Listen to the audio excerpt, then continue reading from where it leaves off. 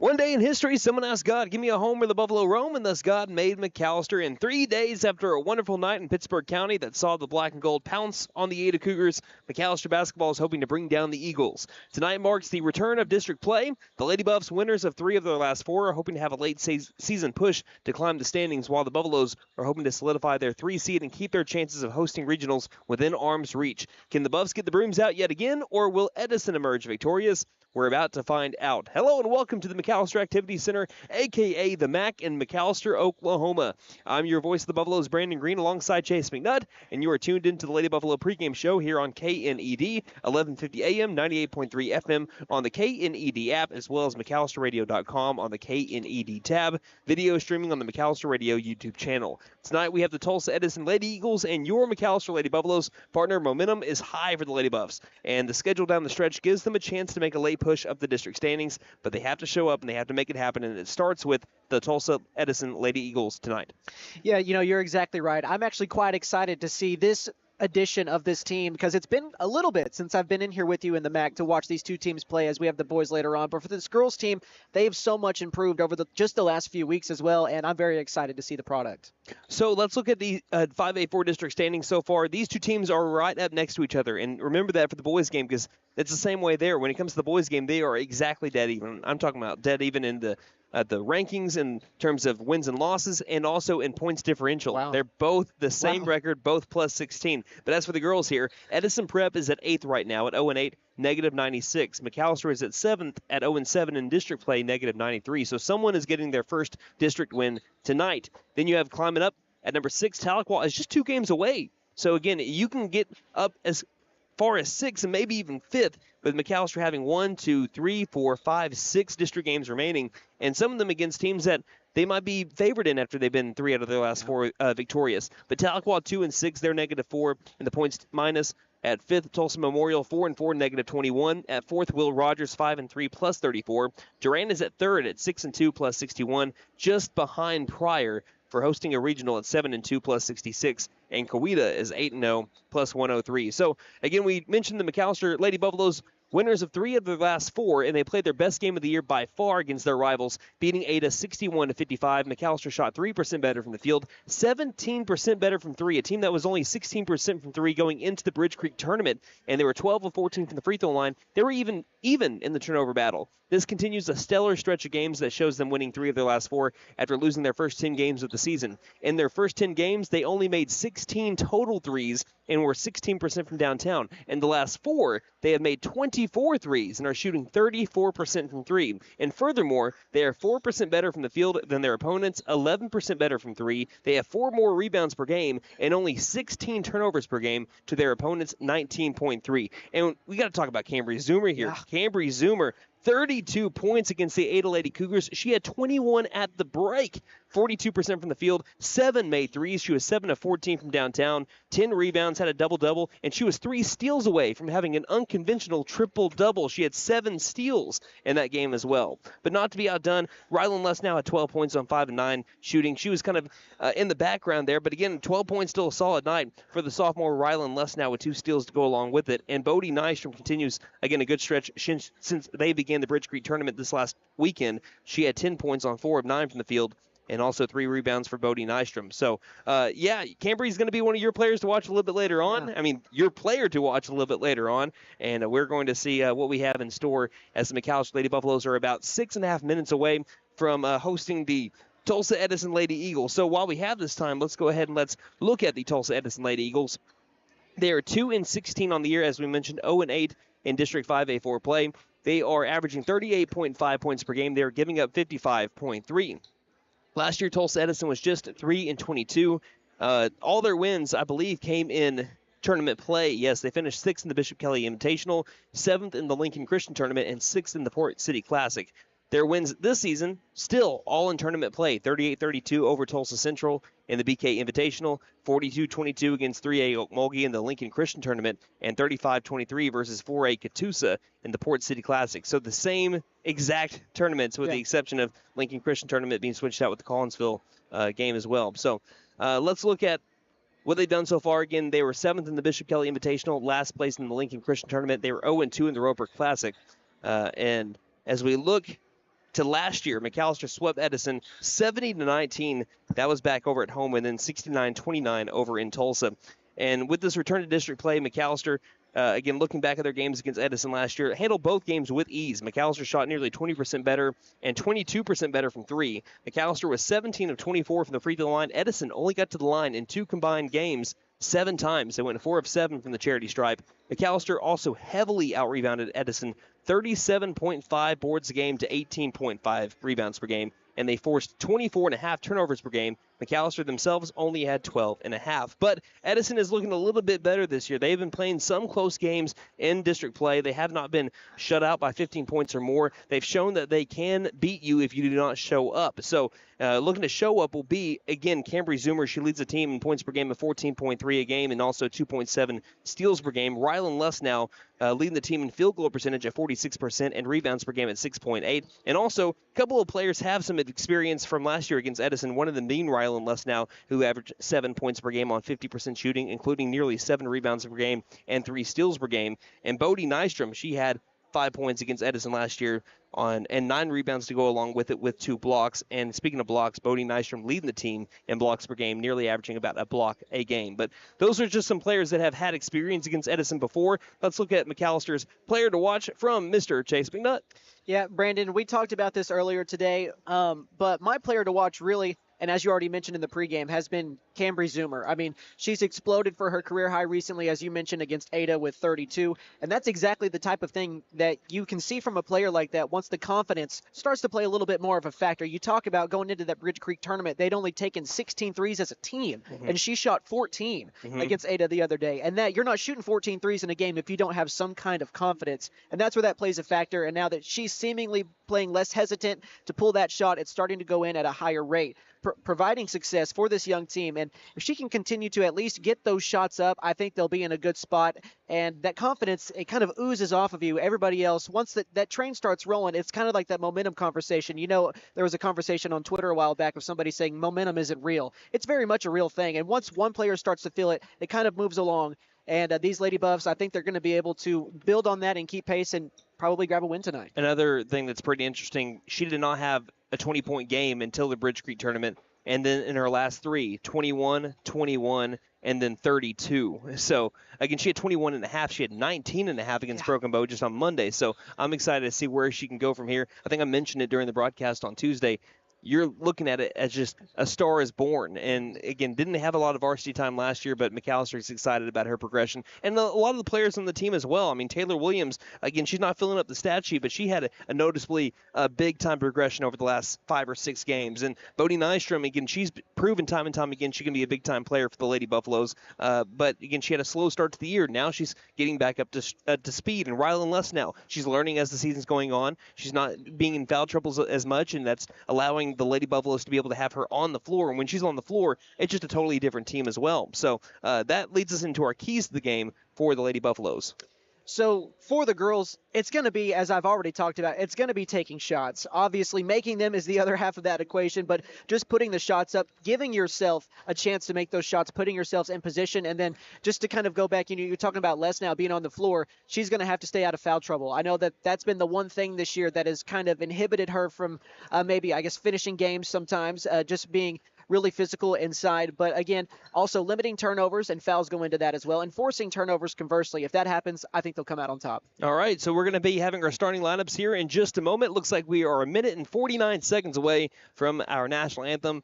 Our starting lineups and tip-off here in MacTown, USA. Again, this is McAlester Lady Buff basketball here on KNED.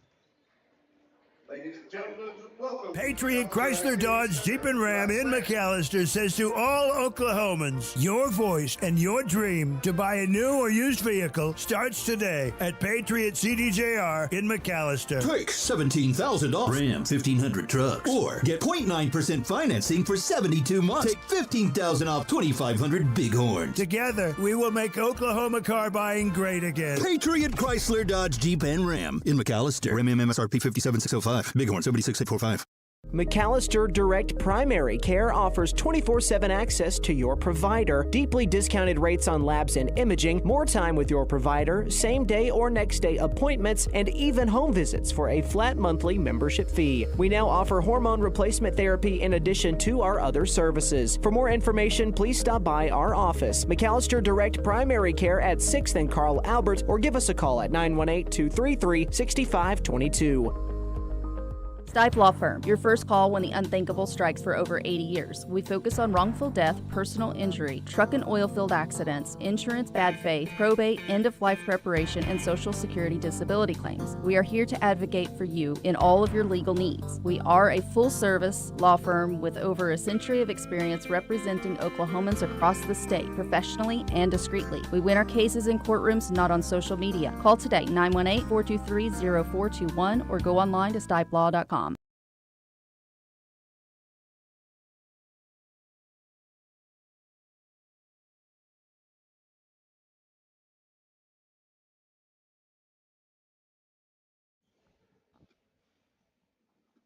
Welcome back to the MAC. I think we're having our moment of silence right now, followed by our national anthem. So let's send it down to the floor here as we honor our men and women who have served our nation's military throughout the world. This evening performed by MHS student Kylie Hendrickson.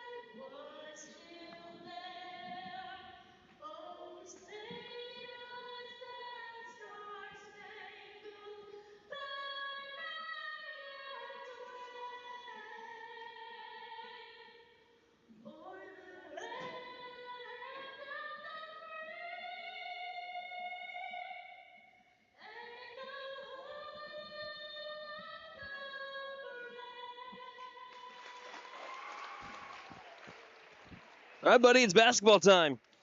I'm excited. Not a better way to end the week than calling some high school basketball, my friend. Absolutely. So let's have our starting lineups be announced now for the McAlester Lady Buffaloes and the Tulsa Edison Lady Eagles. The McAlester Lady Buffaloes 3-11 on the year, and as we mentioned, the Tulsa Edison Lady Eagles are 2-16. Edison and McAlester both tied in the 5A4 standings. Someone's going to get their first district win tonight.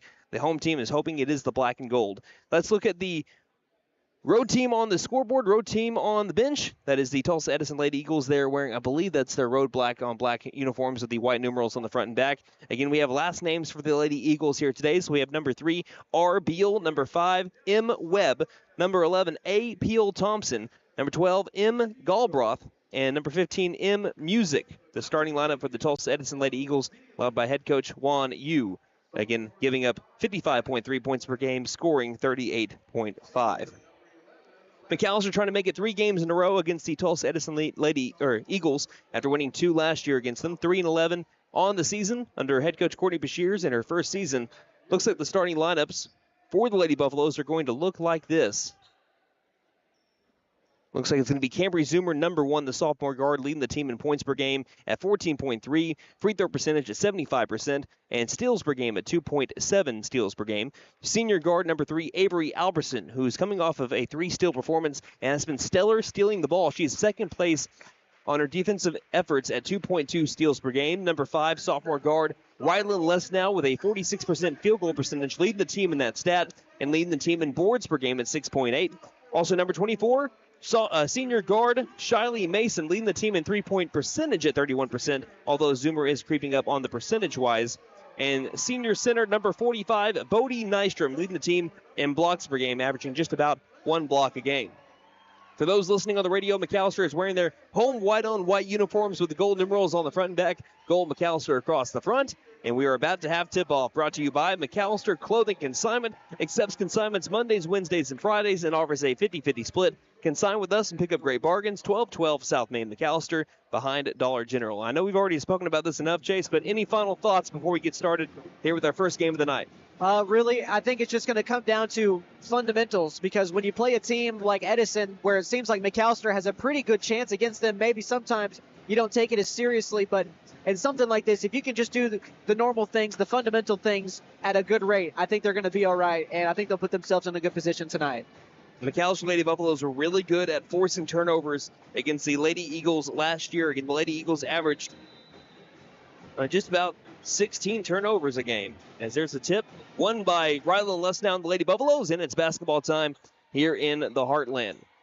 So Zoomer dribbles to the right wing, dribbles inside, passes high post to Alberson. She'll take the spot up three from straight away. Got it, painted gold. And Avery Alberson gets things going for the Lady Buffaloes with the straightaway tray. And it's 3-0 black and gold. Rylan Lesnow tipping the ball, stolen by Zoomer. Zoomer short corner, stops it just outside the three-point line. Overhead pass trying to find Mason.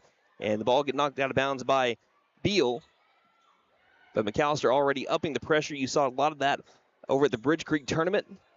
Mason will inbound, finding Lesnow. Backwards pass to Zoomer. Zoomer attacks the lane and is fouled on the shot. So 2 free throws coming up for Cambry Zoomer. This trip to the free throw line brought to you by Big V Feed Center. For your animals' needs plus winter feed booking prices, call 918-426-1951. But already in the first 30 seconds, looking really aggressive here, Chase. Yeah, what a first 30 seconds. A quick three and then a steal, and now you're already at the line. And Zoomer cashes in with their first attempt, makes it 4-0 Lady Buffaloes. And games like this, it's so important to start early in a good spot. Zoomer misses the second free throw. Lady Buffaloes nearly had the rebound, but it'll be tipped straight to a Lady Eagle. Down the floor with the ball, Galbraith tries to get it into the corner. Zoomer knocks it into the alleyway. It was intended for the near corner possible shooter, Music. Instead, it'll be a corner inbound here from Webb from the near side. 7:21 left in the first. Lady Buffaloes with an early 4-0 lead. Ball finds its way to the top of the key. Beal takes a straightaway three, in and out. Cleared for the rebound is Rylan Lesnow, and Zoomer will now take it left to right across your radio dial or a video screen. Zoomer between the rings, 7:05 left in the first. Backpedals on up, now picks up her dribble and is guarded up well by Galbraith. Passes angle right to Mason. Mason fakes one pass, now dribbles with the left hand, feeds it right elbow. Nystrom hands off to Alberson, stopping free throw line and kind of drug her feet, and that leads to a turnover for the Lady Buffaloes. Yeah, tried to make a stop. Looked like she had her mind made up on where she wanted to go on the pass, and then it was covered up, and then she was just caught in a bad spot. McAlester will press again. Looks like the Eagles beat this press with a couple of passes now. They try to score in transition. Lesnow nearly had a steal down in the low post. Cut off a pass, but she can't handle it. Instead, though, it'll be in baseline inbound here for Webb and the Lady Eagles. Webb left of the glass, 6:45 left in the first. Eagles looking for their first points. Lady Buffaloes leading 4-0. Left wing Beal nearly took it through. Well, she did take it three. She nearly sunk it just a bit ago. Instead, she passes between the rings to Galbraith. Galbraith dribbles, angle left, guarded up by Lesnow. McAlester running out of a 3-2 zone. Pass now into the corner, back out to the right wing. Webb with the basketball, back between the rings, now to the top of the key. I said Webb for whatever reason. I keep on saying Webb all the time. Far corner. Beal dribbles around the arc. Stops. Will take the right wing three and can't get it. A little short. Rebounded by Lesnow. Couple of three-point attempts by the Lady Eagles have not fallen yet. Last year they were a 12% three-point shooting team. Just did not get them the fall against Lady Buffs. 6:03 left in the first. Lesnow looking back door. Finds a Zoomer. Zoomer back door right block. Two will score. That was a specialty for Coach Owen, and Coach Bashirs has adopted that as well. The Lady Buffaloes lead 6-0 here early. 5:51 left to go in the first. Yeah, Rylan looking a little bit like her brother with that pass. A little bit. I think I said that over at Tulsa. Will Rogers, too. She had like a three-quarter court pass. Here's a low post block by Rylan Lesnow. Speaking of her, they'll be rebounded in the corner by the Lady Eagles. Now a left wing threes on the way by Galbraith. That one won't go either. Mason's got the rebound along the right block. Lady Buffaloes leading 6-0. 5:30 left in the first. A quick pass down low to Lesnow. Lesnow fouled on her back, and she'll go to the charity stripe. Good feed and good find by Cambry Zoomer. She was around the half-court line before she found her fellow sophomore down the left block. These Lady Buffs are giving the Eagles all they want here to start out early. Peel Thompson with the foul. It's her first, team second. 5:27 left in the first. Lady Buffaloes up 6-0. Lesnow's first free throw is good. McAlester was stellar against Ada from the free throw line. They were 12 of 14 on the season. McAlester, a 63% free throw shooting team. Against Edison a year ago, they were 71% from the line. And if you're wanting to look individually at Rylan Lesnow, a 70% clip at the free throw line. She gets both shots there, and the Lady Buffaloes with a commanding 8-0 lead here early. And a near steal by Zoomer off the inbound. It'll stay with, looks like, Webb and the Lady Eagles. No one guarding the inbounder, Webb. They'll get it across the baseline to Peel Thompson. Thompson, long pass, finding Music. Music will take it across the half-court line with a dribble, getting past Lesnow. Now into the circle as they set up the offense with Galbraith. Galbraith dribbles, now backpedals to the white line, lobbed over to the right wing. Beal's taken a couple of three-point attempts so far. They have not fallen. And nice play by Lesnow down the low post to poke a ball away from the intended target, Peel Thompson. That's a couple now she's knocked away. Really, really, really close to getting a steal here a couple times. Inbound, right wing, Beal begins her dribble, take it between the circles, and set up the offense. McAllister's been kind of transitioning between a 2-3 and a 3-2 zone, but they've been staying in that zone defense. Right wing, Galbraith, cross-court pass, finding Beal left wing. This time she'll take her third three, and this time a third time's a charm. She was 0 of 2 before that, but Beal ends up matching her number and makes it an 8-3 game. The first 3 points for the Lady Eagles. 4:39 left in the first. A good feed down low. Again, Lesnow once again from Cambry Zoomer with her second assist of the game, and it's now 10-3. McAllister answers the 3 back with a 2. Lesnow got to be careful here that she doesn't get her first foul on a play like that. Across the half-court line now, dribbling is Peel Thompson. Cuts into the lane. Blocked shot, I believe, there by Bodie Nystrom. And Avery Albertson had the rebound, but it was taken back away by the Lady Eagles, and we will have our first foul on the Lady Buffs. It'll be Cambry Zoomer. 2 offensive rebounds here early for the Eagles. Other than that, McAllister doing a really good job defensively and on the boards. Inbound near corner. Peel Thompson's able to save her from going out of bounds. She tip passes it along the near sideline. Now driving in and being fouled is Beal on the shot attempt. So the first free throws of the game for the Tulsa Edison Lady Eagles. And we mentioned this in the pregame, and I really didn't believe what I saw when I looked at it. But again, across 2 games last year against McAllister, the Lady Eagles only had 7 free throw attempts. They were 4 of 7 from the line. By the way, that foul is on Shiley Mason, her first, team second. First free throw is right down the hoop for R. Beal. Yeah, you know, and you mentioned that, the free throws, and then combine that with the 12% from the three-point line as well in those games, and that's a recipe for a couple losses. Mm-hmm. Standing about a foot distance between her and the free throw line. She misses the second free throw off the back iron. Lesnow's got a rebound. Someone played a wah-wah from the McAllister band. Come on now. 10-4 is the score. McAllister leading. Halfway through the first quarter, Albertson looking inside for Rylan Lesnow, and a good swipe by Webb is able to force it from going out of bounds, and Lesnow with nearly another couple of points. Yeah, and you can kind of attribute that to really good entry passes so far today. A lot of really good spotty passes here. Mason lobs down low to Lesnow. Her shot's blocked. Offensive board by Nystrom. She can't get it to go from the left block. It'll be rebounded outwards by Peel Thompson. They'll try to push it down the far sideline. Galbraith driving to the low post. Once again, poked out of bounds by Rylan Lesnow. It'll stay with Edison. 3:48 remaining in the first. She's close. She's going to get a steal. Maybe a couple here in this one. Averaging about 1.2 steals a game for the sophomore. Here's a lob out to the far sideline. They throw it out of bounds. There's a turnover on the Lady Eagles. Or are they going to say it was tipped? They reversed the decision and they say it was tipped. Or did they? Or no, they're going to say it is McAllister basketball, but they mentioned along the far sideline, it was never touched by the far sideline, so we have to inbound it where it was thrown out of bounds at. Zoomer, nice ball handling over to the right wing now with the pass to Avery Albertson. Albertson looks inside, no one really guarding her. She'll get it back to Zoomer with the ball on her hip between the rings. Zoomer now guarded up well. Zooms past her defender into the paint, sidesteps, goes up for 2, and is fouled again. Cambry Zoomer back to the charity stripe. Can't get the shot to fall, but she's already 2 of 2 from the line tonight, I believe. Let me see here. She might have went 1 of 2. Now is, but Zoomer's 1 of 2. That's right. Zoomer does make her first free throw. Now she's 2 of 3.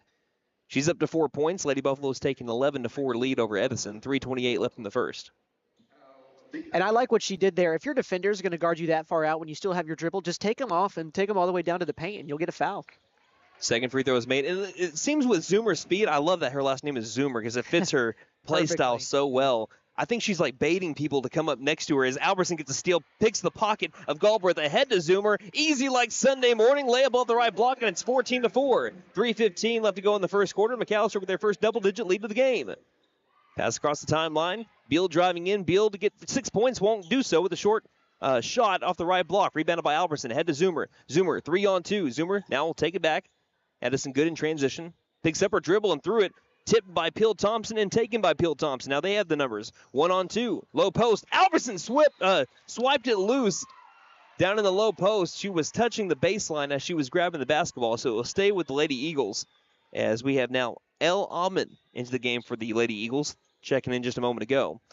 There's the baseline inbound finding Beal. Beal left wing.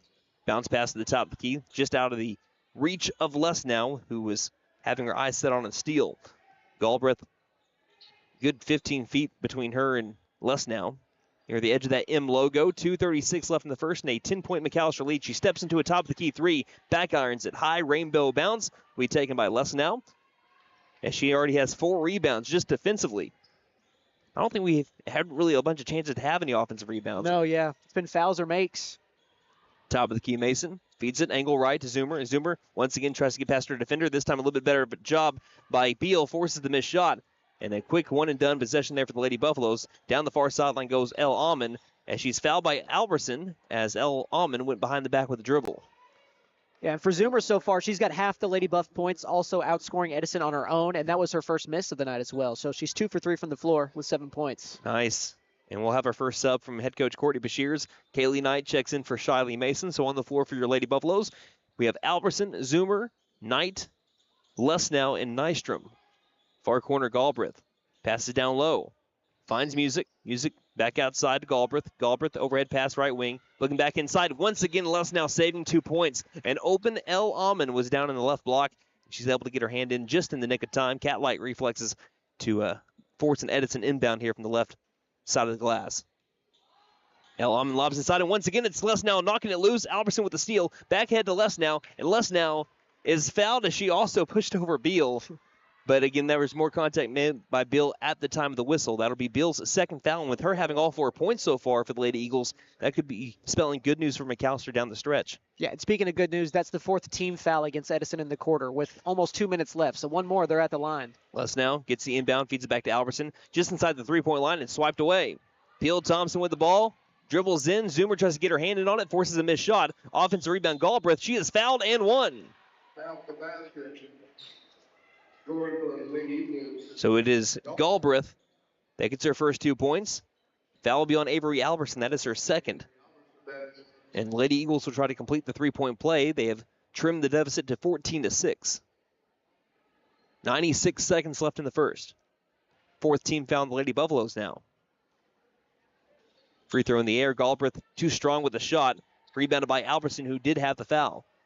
Albertson quickly over to Zoomer. Zoomer taking it down the middle of the floor now. Stops in the backcourt after she restarts and crosses to the half-court line. Standing just inside the circle. Overhead lob to the left wing. Knight looking inside. No one's open. Well guarded by the Lady Eagles with 1:20 left in the first. Dangerous pass taken back by Lesnow. Lesnow now finds a lane. Attacks it. Goes up for 2 and is fouled. More free throws on the way for the Lady Buffaloes. Rylan Lesnow. Lesnow against the Lady Eagles last year was 4 of 7 from the charity stripe. As Chase mentioned just a moment ago, 2 of 2 from the line tonight. Yeah, she's been a problem for the Eagles so far tonight. First free throw made by Lesnow. Lady Buffaloes back up 15-6. Looks like Shiley Mason is checking back in as well. This time for Avery Albertson. Lesnow slide bend in the knees.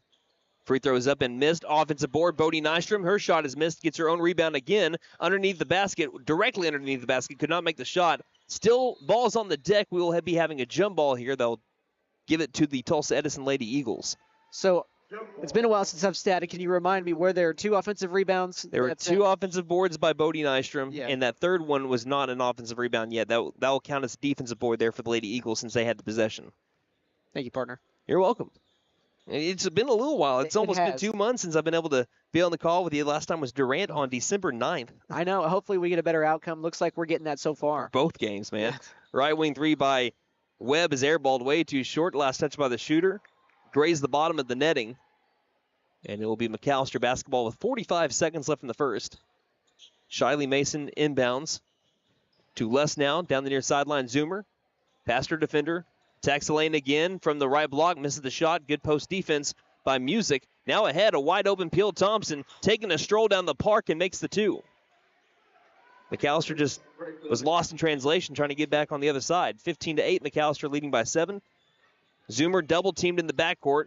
In trouble, needs some help, and a timeout called by Coach Bashirs with 21 seconds left in the first. We will take that timeout. Lady Buffaloes lead by 7 here on KNED. Running into an old friend is nice. Running into a total stranger, well, not so good. Now, you don't need help from Buck Wilson Frame and Body Shop for those greetings with friends, but if you have one of those unwanted encounters with a stranger, give Buck Wilson a call at 918-423-3161. They are expert craftsmen, specialists. They can straighten out your situation. Buck Wilson Frame and Body Shop, 103 East Oklahoma, McAlester. Again, call 918-423-3161.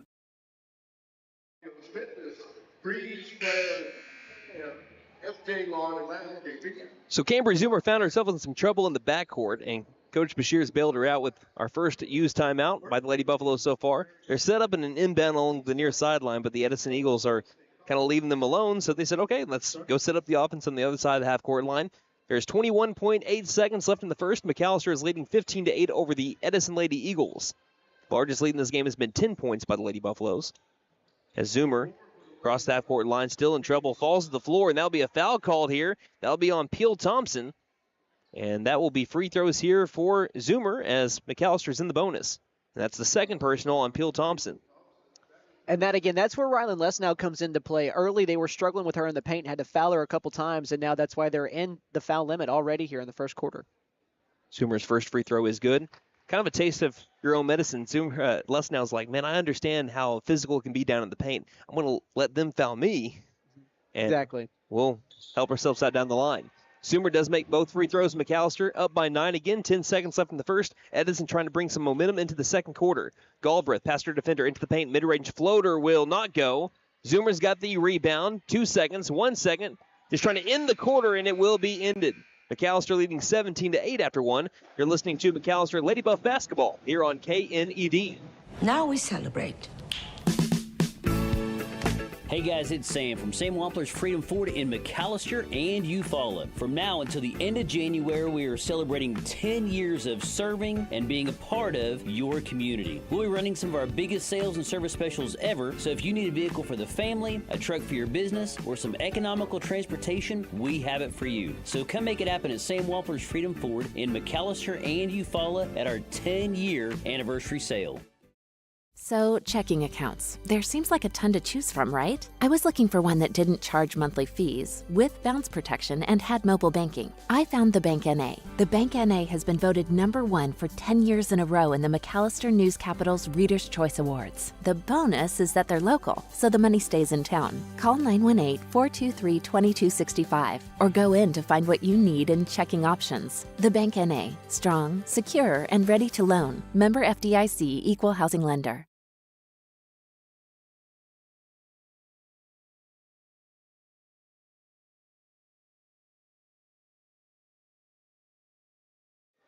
McAlester Lady Buffaloes leading 17-8 as we begin the second quarter. This is Brandon Green alongside Chase McNutt. Chase keeping our stats today. Chase, what stats stuck out to you in the first quarter? It's the free throw differential. McAlester shot 10 free throws in that first quarter and made 8 of them compared to the Eagles who shot 3 and made 1. That's the big difference I noticed. And right now, Lady Buffaloes with the basketball, driving herself towards the low post. As Les now dishes it over to Nystrom, who can't make the 10-foot jumper. Ball's knocked out. And last touch by a Lady Buffalo. So, again, we begin the second quarter. McAlester leading 17-8 over the Tulsa Edison Lady Eagles. One of these two teams will get their first district win of the season tonight. And when McAlester looking at the schedule down the line, they feel like they have a chance to maybe make a run as we have a turnover here by the Lady Eagles trying to find Galbraith along the near sideline. Overshot her target. But, yeah, I mean, you look at Will Rogers next Tuesday. McAlester played them close earlier this year at Will Rogers, 51-45. Then you have Tulsa Edison again, who McAlester is leading by 9 here as Zoomer dribbles to the free throw line and gets it back outside beyond the perimeter. Feeds it over to Knight between the rings, by the way. A look at the Lady Buffaloes. You have Mason on the floor as well as Lesnow, Nystrom, Zoomer, and as I mentioned, Knight. Knight right front court. 7-11 left to go in the half. Zoomer bounced pass to Nystrom, right wing. But McAlester also has Hugo, which is not a district game. But then you have Tulsa Memorial, which, again, McAlester played close. Pryor, which McAlester kind of played close down the stretch, as we have a steal here by the Lady Eagles, their first steal of the game. And then they finished off against Tahlequah, who is only 2 games ahead of them in the district standings. Here's a right wing 3 that is airballed once more. Offensive board 2 is up, too strong. Nystrom's got the rebound. 6:45 left in the half. And the Lady Buffaloes winner of 3 of their last 4. Here's a throw to the near corner that's swiped out of bounds by the Lady Eagles. And Avery Albertson checking back in with 2 fouls. The only Lady Buffalo in foul trouble right now. She'll check in for Knight. And into the game for the first time today for the Lady Eagles is Oliver. She will check in for Music, who I believe is getting her first seed of the night. 6:41 remaining in the half. Here is a corner inbound straight to Albertson, right wing. She's taking the only 3 by the Lady Buffalo so far. Zoomer, who took 14 threes against Ada, has not shot one so far tonight. They've been keeping her guarded up. Nystrom lost control of the ball, gathers it back along the half-court line, but throws it straight to a Lady Eagle. Here's the layup attempt, and it will be made by Peel Thompson. And she's up to 4 points now. And that will be a timeout called by head coach Bashirs. McAlester still leading, though, 17-10, 6:22 left in the first half, here on KNED. At Fenton Nissan, we keep you moving with our wide selection of pre-owned vehicles. Every pre-owned vehicle receives a 126-point inspection. We have close relationships with over 20 financial institutions to keep you moving in a new-to-you vehicle of your dreams. Visit Fenton Nissan for a great selection of pre-owned vehicles, great trade-in values, and the best deal. Don't forget to tell them Morgan sent ya. Fenton Nissan is your best deal dealer. Shop us online now at FentonNissan.com. When winter winds blow icy and rare, McAlester knows Freeze and Flare's always there. From frosty nights to winter's chill, we'll keep you warm with expert skill. Heat pumps, furnaces, service that's fair, don't despair. Call Freeze and Flare Heat and Air. Mechanical license number 0014445. We're licensed, bonded, and insured.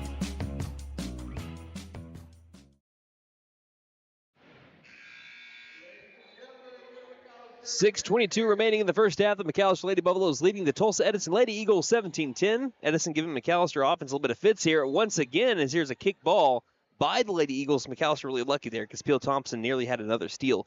Before we went to break, and that timeout called by Coach Bashirs, who has 3 left for the remainder of the game. Coach Yu has all 5 left. It was Peel Thompson that got the steal and ended it with points. Right now she's about to get another one from Zoomer before she passes to the left wing. Bless now trying feeding inside, finds Nystrom. Nystrom bullies her way towards the paint, can't score. Ball's on the deck. Nystrom trying to get it back. Instead taken by Les now on the offensive board. She can't get the shot to go. And a paint surrounded by Lady Eagles. They'll get the rebound. El Almond tries feeding it inside in transition.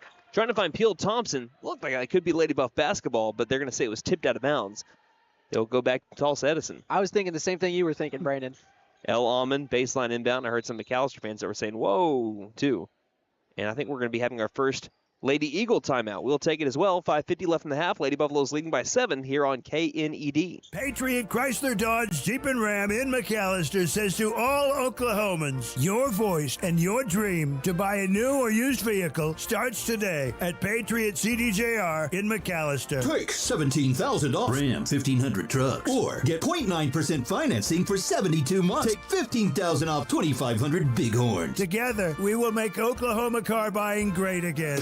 Patriot Chrysler Dodge Jeep and Ram in McAlester. Ram MSRP 57,605. Bighorn 76,845. McAlester Direct Primary Care offers 24/7 access to your provider, deeply discounted rates on labs and imaging, more time with your provider, same day or next day appointments, and even home visits for a flat monthly membership fee. We now offer hormone replacement therapy in addition to our other services. For more information, please stop by our office, McAlester Direct Primary Care at 6th and Carl Albert, or give us a call at 918-233-6522.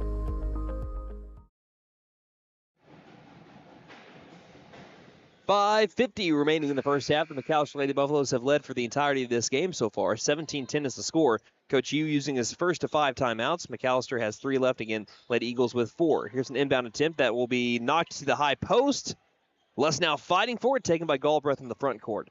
Galbraith has some room between her and Les now. Goes between the legs and surveys the field. Passes left wing to El Almond. Almond hands off along the perimeter, back over to Webb. Excuse me, that is Beal. Beal into the circle. Beal dribbling right wing, guarded by Alberson. Hands it off around the right wing area. Galbraith on a screen, dribbles left, passes into the corner, spotted three on the way off, airballed. Rebounded by Zoomer. Too far off to the right, 5:18 left in the half. Zoomer takes it down the floor herself. Now passes off to the left wing over to Alberson. Alberson bounce pass far corner to Lesnow. Lesnow looking for a wide open Avery Alberson, who can't score off the left block. Tries to get her ball back. There's going to be a jump ball that will stay with Lady Eagles here, but at least the next time we have one of those suckers, it'll go to the Lady Buffaloes. Yeah, and one thing I've noticed, both teams are playing a 1-3-1 in the half court defensively, and that leaves a lot of lanes inside. That's where we found McAlester has had most of their success so far. Mason knocks the ball loose, but taken back by Beal. Beal driving on Nystrom up for the two, left it short, and nice rebound by Shiley Mason, who's in trouble, double-teamed underneath the basket. Bounce pass to Zoomer, and she'll slowly take it across the timeline. But McAlester has not scored yet in the second quarter. Outside of some free throws, I believe, by Zoomer. Here's a far corner three. Her first of the day is airballed right to Rylan Lesnow. They can't score off the right block. And Galbraith will have another jump ball. This will stay with the Lady Buffaloes. You can go ahead and give Lesnow the offensive board there because it gives McAlester a second chance. For Lesnow, that's her second offensive rebound. I believe she has 4 already total. Goodness gracious. Mason finds a wide open Lesnow for a moment, but she'll score. Cha-ching plus tax. 19-10. She shoots, she scores right this way. Miss Lesnow to the charity stripe. This trip to the free throw line is brought to you by Big V Feed Center. For your animals' needs plus winter feed booking prices, call 918-426-1951 as Lady Buffaloes are trying to go back up by double digits again, and Lesnow will make sure of it. Swishes the free throw. It is 20-10. McAlester doubled the lead of the Edison score. Lesnow now with 8 and 6, by the way. 4:35 as here's Lesnow tipping the ball once again, just being like a human antivirus right now, blocking a bunch of passes, blocking a bunch of shots, preventing a bunch of open lanes for the Tulsa Edison Lady Eagles, and this is the biggest line change that we've had for the Lady Eagles so far. 2 substitutions instead of 1. Edison knows all about the struggles that McAlester has had this year with not having a ton of depth to their lineup because Edison had to have it the last couple of years, and they're dealing with it once again. Only 6 reserves for the Lady Eagles today. Left wing, El Almond. Hands it off to Galbraith. Galbraith dribbles inside the perimeter, takes a long 2. That will be missed. Good box out and rebound by Nystrom. McAlester leading 20-10, 4:10 left in the half. Zoomer gets past Peel Thompson, dribbles right wing, now backpedals it on up. Lobs high post. Nystrom feeds baseline to Mason. Mason back out to the right elbow. 2 is up by Nystrom and missed. Ball is going to be knocked straight to a Lady Eagle, but not before. That's going to be Lesnow charged with her first foul. She's trying to fly in there, not to necessarily grab the rebound, but trying to knock it to a teammate to keep the possession. That time, too much contact. Here's a nice pass, beating the press to the right wing, driving in, mishandling the ball as Music down the low post, and she double dribbled. Yeah, tried to move without dribbling. She just looked kind of confused when she lost control of the ball there, so McAlester getting the ball back. McAlester doing a good job of forcing turnovers so far here early, just like they did last year where they forced 24.5 turnovers a game. Zoomer far corner 3 is not good. Offensive board, Avery Alberson low post. Gets herself into some trouble. We'll have another jump ball here going to the Lady Eagles now. Jump ball, possession now favors the 3:33 left in the half. McAlester still leading 20-10. Correct me if I'm wrong, but I believe, what is it, just 3-2 in the quarter in scoring? I think you're right. I think it's only 3-2. I think we exited the first quarter 17-8. Yeah. So again, it's been a defensive second quarter so far, just 3:25 left in it. Here's a just in front of the free throw line jumper by Galbraith, and Chase had to say something. We got 2 more points here for Lady Eagles. I know. 20-12. But Lesnow trying to answer back. Spin move down to the low post. Nice move. Left the shot short. Offensive board by Mason's blocked. Offensive rebound now by Alberson. Baseline jumper will go. Avery Alberson. But so the Lady Buffaloes back up by 10, 22-12 with the baseline J. 3 minutes left in the half. Galbraith across the half court line with a high dribble. She'll take it in the front court. Gets a screen. Dribbles to the top of the key. Passing to the corner by El Almond. El Almond jab step. Side shuffling along the 3-point line and will lob it back out over to Galbraith. Galbraith to the free throw line. Bounce pass to the feet for teammate Music. She cannot get the shot to go from the right elbow. Zoomer with the rebound, taking herself down the floor, stopping on a dime now, trying to get herself into the corner. Gets around a lady. Baseline jumper won't go. Too strong. It is Lesnow with the rebound. She went back up with the 2, and she will be awarded 2 more free throws. She is living at the charity stripe tonight. She is. She's dangerously close to a double-double already here. 7 rebounds to go along with 8 points. She's already having more rebounds than her season average at 6.8, the team leader in rebounds per game. Lesnow's first free throw is off kilter, though. Knight will check in for Mason. That's the only substitution here for Coach Bashirs.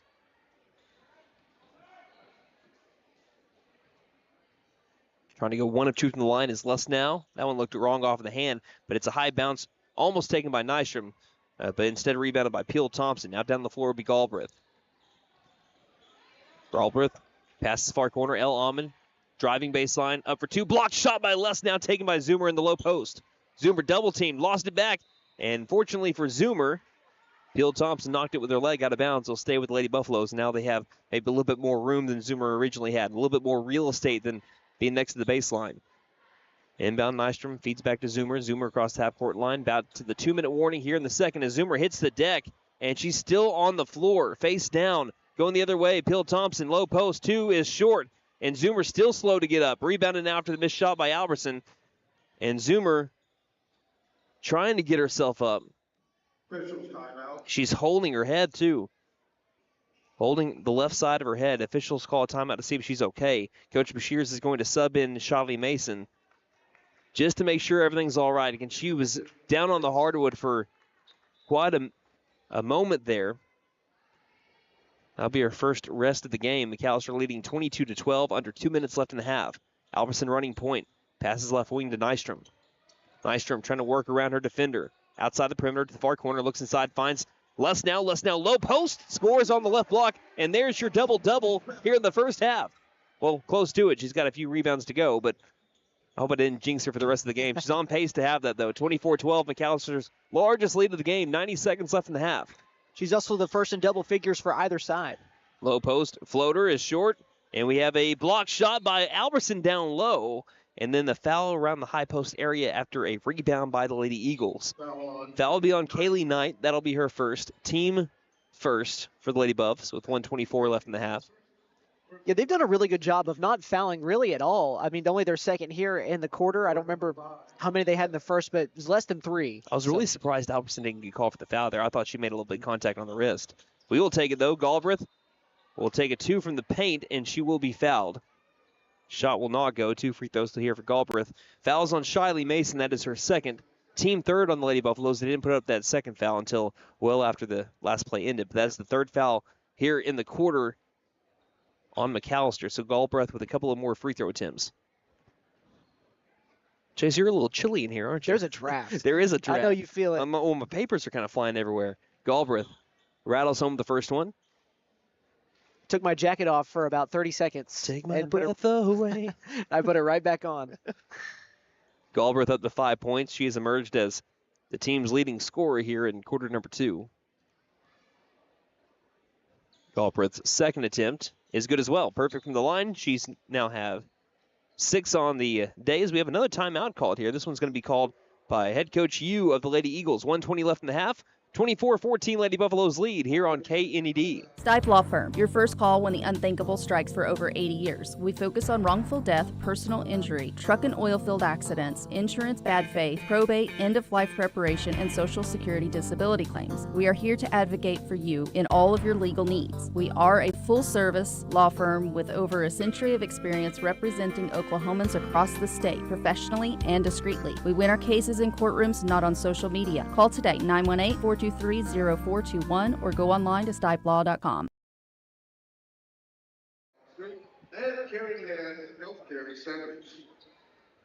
So after she hit the deck, Cambry Zoomer, I wouldn't be surprised if she doesn't play the remainder of the first half. She does not come onto the floor after the timeout. Again, kind of fell hard on the hardwood just a little bit ago and was holding the left side of her head. McAlester is leading, though, 24-14. Here's a bounce past the high post. Feed inside, taken away by Oliver of the Lady Eagles, and now with 65 seconds left in the half, they're trying to cut their deficit to single digits again. El Almond handles the pass in the far corner, guarded well by Nystrom. Lob back out right wing, Galbraith to the left wing to Peel Thompson. Thompson drives, gives baseline to Oliver. Oliver back outside to Galbraith. Galbraith angle left, 49 seconds left in the half. Galbraith guarded well by Knight. Crosses up Knight. Past the ankles, taken back by Music. Now swipe loose, stolen by Lesnow. Les now takes it in stride. Doesn't have the numbers. Drives anyway. Doesn't care. Can't score, though. One and done go the Lady Buffaloes on that transition opportunity. Oliver with the rebound. 30 seconds left in the half. 24-14. Again, Lady Buffaloes lead. Stepping into a straightaway three and burying it is Galbraith. She's got 9 points. All of a sudden, we're looking at a 7-point game. A 5-0 run here for the Lady Eagles. 17 seconds left in the half. Dribbling into a double team is Alberson, and we'll have a jump ball here. I believe that will stay with the Lady Buffs, though. You can tell they're already missing Zoomer a little bit here, though, just in terms of handling the basketball and dealing with the pressure that the Eagles really have implemented mostly here in the second quarter. Now, we'll say Zoomer never went, to the hallway or anything. She's just staying right next to Coach Bashir's at the front of the bench. 10 seconds left, though. McAlester trying to end with some points. Alberson in trouble, picked up her dribble, has to get rid of it, does not do so. Stolen by the Eagles, chance for a last second point. Left wing, they won't get a shot off in time, and that will be the end of the first half. McAlester Lady Buffaloes have led the entirety of this game. They lead by 7 now, 24-17, but the Lady Eagles with a nice 5-0 run in the final minute of the second quarter. We'll come back, we'll look at some halftime stats when we return. You're listening to McAlester Lady Buffalo Basketball here on KNED. Running into an old friend is nice. Running into a total stranger, well, not so good. Now, you don't need help from Buck Wilson Frame and Body Shop for those greetings with friends, but if you have one of those unwanted encounters with a stranger, give Buck Wilson a call at 918-423-3161. They are expert craftsmen, specialists. They can straighten out your situation. Buck Wilson Frame and Body Shop, 103 East Oklahoma, McAlester. Again, call 918-423-3161. Now we celebrate. Hey guys, it's Sam from Sam Wampler's Freedom Ford in McAlester and Eufaula. From now until the end of January, we are celebrating 10 years of serving and being a part of your community. We'll be running some of our biggest sales and service specials ever, so if you need a vehicle for the family, a truck for your business, or some economical transportation, we have it for you. So come make it happen at Sam Wampler's Freedom Ford in McAlester and Eufaula at our 10-year anniversary sale.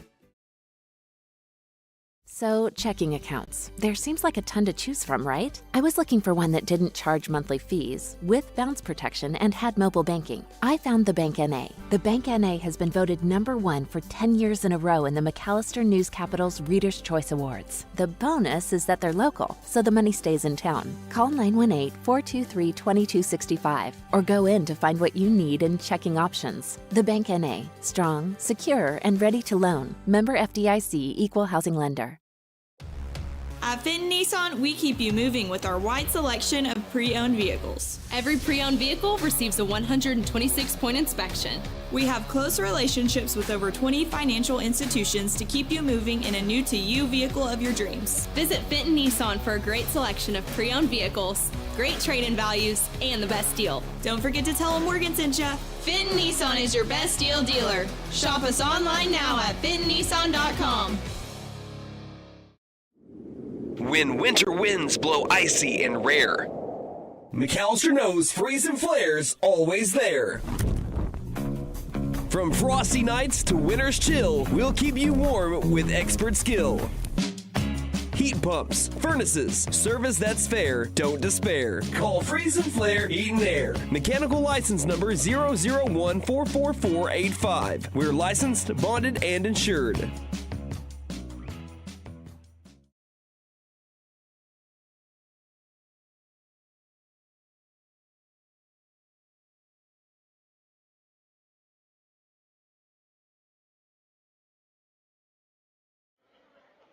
McAlester Lady Buffaloes have led this game by as many as 12 points. It's 24-17 as the Tulsa Edison Lady Eagles had a 5-0 run to end the first half. Again, all eyes right now also on Cambry Zoomer, who, for a different reason than what it was on Tuesday. Again, Tuesday she had 21 first half points, but at the end of the second quarter, she kind of hit the hardwood a little hard.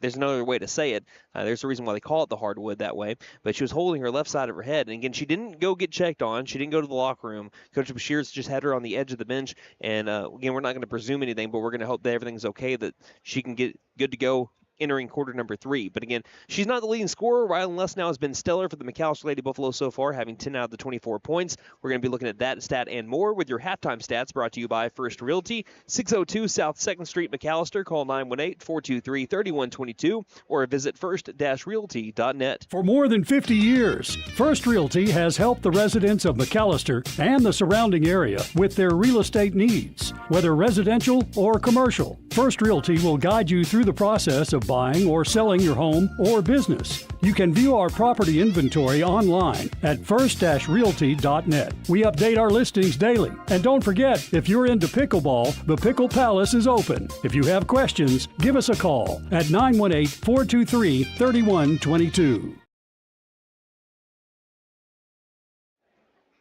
This is Brandon Green alongside Chase McNutt, our stats man for the night. So, stats man, tell us some stats. Hey, thanks, Brandon. Yeah, I'm going to go ahead and get to it here. As you've already mentioned, Lesnow leading the way with 10 points. I believe she is the only player on the floor in double figures for either side. And now also nearly to a double-double already through the first 16 minutes of play. 7 rebounds as well. She also has a steal and 2 blocks to go along with that. Right behind her is Zoomer with 9 points. She also has 4 rebounds of her own, a steal as well. Alberson, she's got 5 points, 2 steals, and 5 rebounds of her own, so 5 and 5, so about halfway as well. Bodie Nystrom so far, she struggled a bit offensively, but she's got 4 rebounds, still looking for her first make as well. She's got a block to go along with that, and then Shiley Mason, she's got 3 rebounds, no points, and then Knight also checking in as well later on in that second quarter. She has not scored, but she does have 1 foul. As for team fouls, it's 6-8. The Eagles are the ones leading that department in a bad way. They have 2 more fouls than the Buffaloes, but really the shooting numbers are almost identical. 7 for 23 are the Lady Buffs, and the Lady Eagles are 6 of 21, so 30% compared to 29. And neither team is really shooting the 3 ball well. I know McAllister's at 33%, but they're 1 for 3. The Lady Eagles, they're 2 of 9, and we saw both of those 2 coming in the second quarter. But the biggest difference is McAlester has made 6 more free throws, and they've shot 8 more free throws. The Lady Buffs are 9 of 13 compared to the Lady Eagles that are 3 of 5. As I've already mentioned, the fouls, it's 6-8 in favor of the Lady Buffs on the low side. In terms of total rebounds, McAlester leads that 23-15. They are out rebounding them on the offensive side 8-5, and the defensive side 15-10, and then steals are the same at 4 apiece, and McAlester has 1 more turnover than the Lady Eagles, 4-3. 4 blocks also I see for the Lady Buffaloes over the Tulsa Edison Lady Eagles. Again, really good post play by Rylan Lesnow and Bodie Nystrom in that department so far, and also even Avery Alberson with the block here and there as well. For the Lady Eagles, their individual stats look like this. Galbraith with 9 points, Peel, Thompson, and Beal each have 4, and they only have 3 scores so far from the first half. Again, Galbraith really took over in the second quarter, where she only had 2 points going into quarter number 2. She had 7 points, which were 7 out of the 9 points that the Lady Eagles ended up having in quarter number 2. McAlester had 17 first quarter points. That was only 7 in the second quarter. How does McAlester get back to their scoring ways in the second half and distance himself from the Tulsa Edison Lady Eagles? Well, I think it's handling that pressure a little bit better because the Lady Eagles kind of switched into that 1-3-1 half-court defense that really the Lady Buffs are also notorious for playing this year as well. But kind of just putting a lot more pressure on the ball handler. We saw a lot of Zoomer when she would cross over. You saw a double team coming from the top and from the wing. And when you're in the 1-3-1 like that, you leave a lot of zones open. Like we saw Lesnow kind of feasting in that first quarter in the paint. You find a lot of open spots, and I think that's what they have to continue to do. Just calm things down a little bit. You know the pressure's coming. Find the open spots because they're going to be there, especially with the double teams. And I think that is pretty much what they're going to have to do to win this game because I think defensively they're playing all right. I know they're only up 7, but I think that's more so to do with their offense not kind of going as well in the second quarter compared to the first. You mentioned the rebounding ability of McAlester so far. 23 total rebounds for McAlester. On the season, they're only averaging 28.9. What do you think about them and being able to end Edison possessions tonight? So with that also falls into the same thing with a 1-3-1 zone. When you're zoning, you are way more susceptible to giving up offensive rebounds. And McAlester, credit to them, they have not given up as many on the defensive side because obviously they've played that a little bit better tonight. But that's what you have to do. You have to block out in a zone, and they're crashing the boards offensively. And so far, the Lady Eagles have not been able to stop Lesnow, as we've mentioned, already 7 rebounds, and Alberson as well, and Bodie Nystrom. They all have 5 rebounds apiece. So they just need to continue to crash the boards because, as I talk about a lot, second chance opportunities for other teams. games can end up biting you later on. Those are your halftime stats and keys of the second half, brought to you by First Realty, 602 South 2nd Street, McAlester. Call 918-423-3122 or visit first-realty.net. Again, at the break, the McAlester Lady Buffaloes leading the Tulsa Edison Lady Eagles. Both teams looking for their first district win here tonight on a Friday night in MacTown. The Lady Buffaloes again with a 7-point advantage, about to start the third quarter in about a minute and a half. We'll take that 90-second break and be back here on KNED. Patriot Chrysler Dodge Jeep and Ram in McAlester says to all Oklahomans, your voice and your dream to buy a new or used vehicle starts today at Patriot CDJR in McAlester. Take $17,000 off Ram 1500 trucks or get 0.9% financing for 72 months. Take $15,000 off 2,500 Bighorns. Together, we will make Oklahoma car buying great again. Patriot Chrysler Dodge Jeep and Ram in McAlester. Ram MSRP 57,605. Bighorn 76,845. McAlester Direct Primary Care offers 24/7 access to your provider, deeply discounted rates on labs and imaging, more time with your provider, same day or next day appointments, and even home visits for a flat monthly membership fee. We now offer hormone replacement therapy in addition to our other services. For more information, please stop by our office, McAlester Direct Primary Care at 6th and Carl Albert, or give us a call at 918-233-6522. Stipe Law Firm, your first call when the unthinkable strikes for over 80 years. We focus on wrongful death, personal injury, truck and oil field accidents, insurance bad faith, probate, end-of-life preparation, and Social Security disability claims. We are here to advocate for you in all of your legal needs. We are a full-service law firm with over a century of experience representing Oklahomans across the state, professionally and discreetly. We win our cases in courtrooms, not on social media. Call today, 918-423-0421, or go online to stipelaw.com. You're joining us 9 seconds into the third quarter, and the McAlester Lady Buffaloes leading 24-17. McAlester was able to force a turnover here to begin quarter number 3. McAlester again leading 24-17. Something of note, Cambry Zoomer not starting off the third quarter, but Rylan Lesnow is. She's starting it off hot with a 10-foot float shot inside the paint. McAlester back up by 9, 26-17. Now Rylan Lesnow with 12 points. So on the floor for the Lady Buffaloes, as we had the ball outside the perimeter right wing for Peel Thompson, as we now switch sides. Here's another quick turnover on the Lady Eagles. You have Kaylee Knight, Avery Albertson, Bodie Nystrom, Rylan Lesnow, and getting her first minutes of the game, number 21, Taylor Williams, who had a solid game against Ada. She went 3 of 4 from the charity stripe and also went 1 of 1 from the floor for 5 points. Nystrom along the free throw line. Nice feed over to Rylan Lesnow, who cashes in along the left block. A little bounce pass backwards to be able to get the Lady Buffaloes an 11-point lead. So hot start to the third quarter for the black and gold, 28-17 on 2 quickly made shots. Again, they only had 7 points in the second quarter as Galbraith takes the right wing three, a little bit contested, left it short. Lesnow with the rebound. That's 8 rebounds for her now. Again, I hope I didn't jinx her. It looked like she was well on her way to a double-double here. Near corner, bounce pass. Not being able to handle it well was Nystrom, and it's stolen by the Lady Eagles. Lob over to Beal. Beal driving. Beal up for 2, fouled by Avery Albertson. That'll be her third.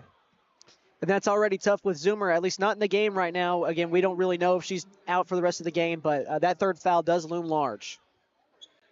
And trying to find where Zoomer is at. She's not at the front of the bench either. She did come out onto the floor with the team, but she did not start off the third quarter. I think I do see her right here ready to check in. First free throw is made by Beal.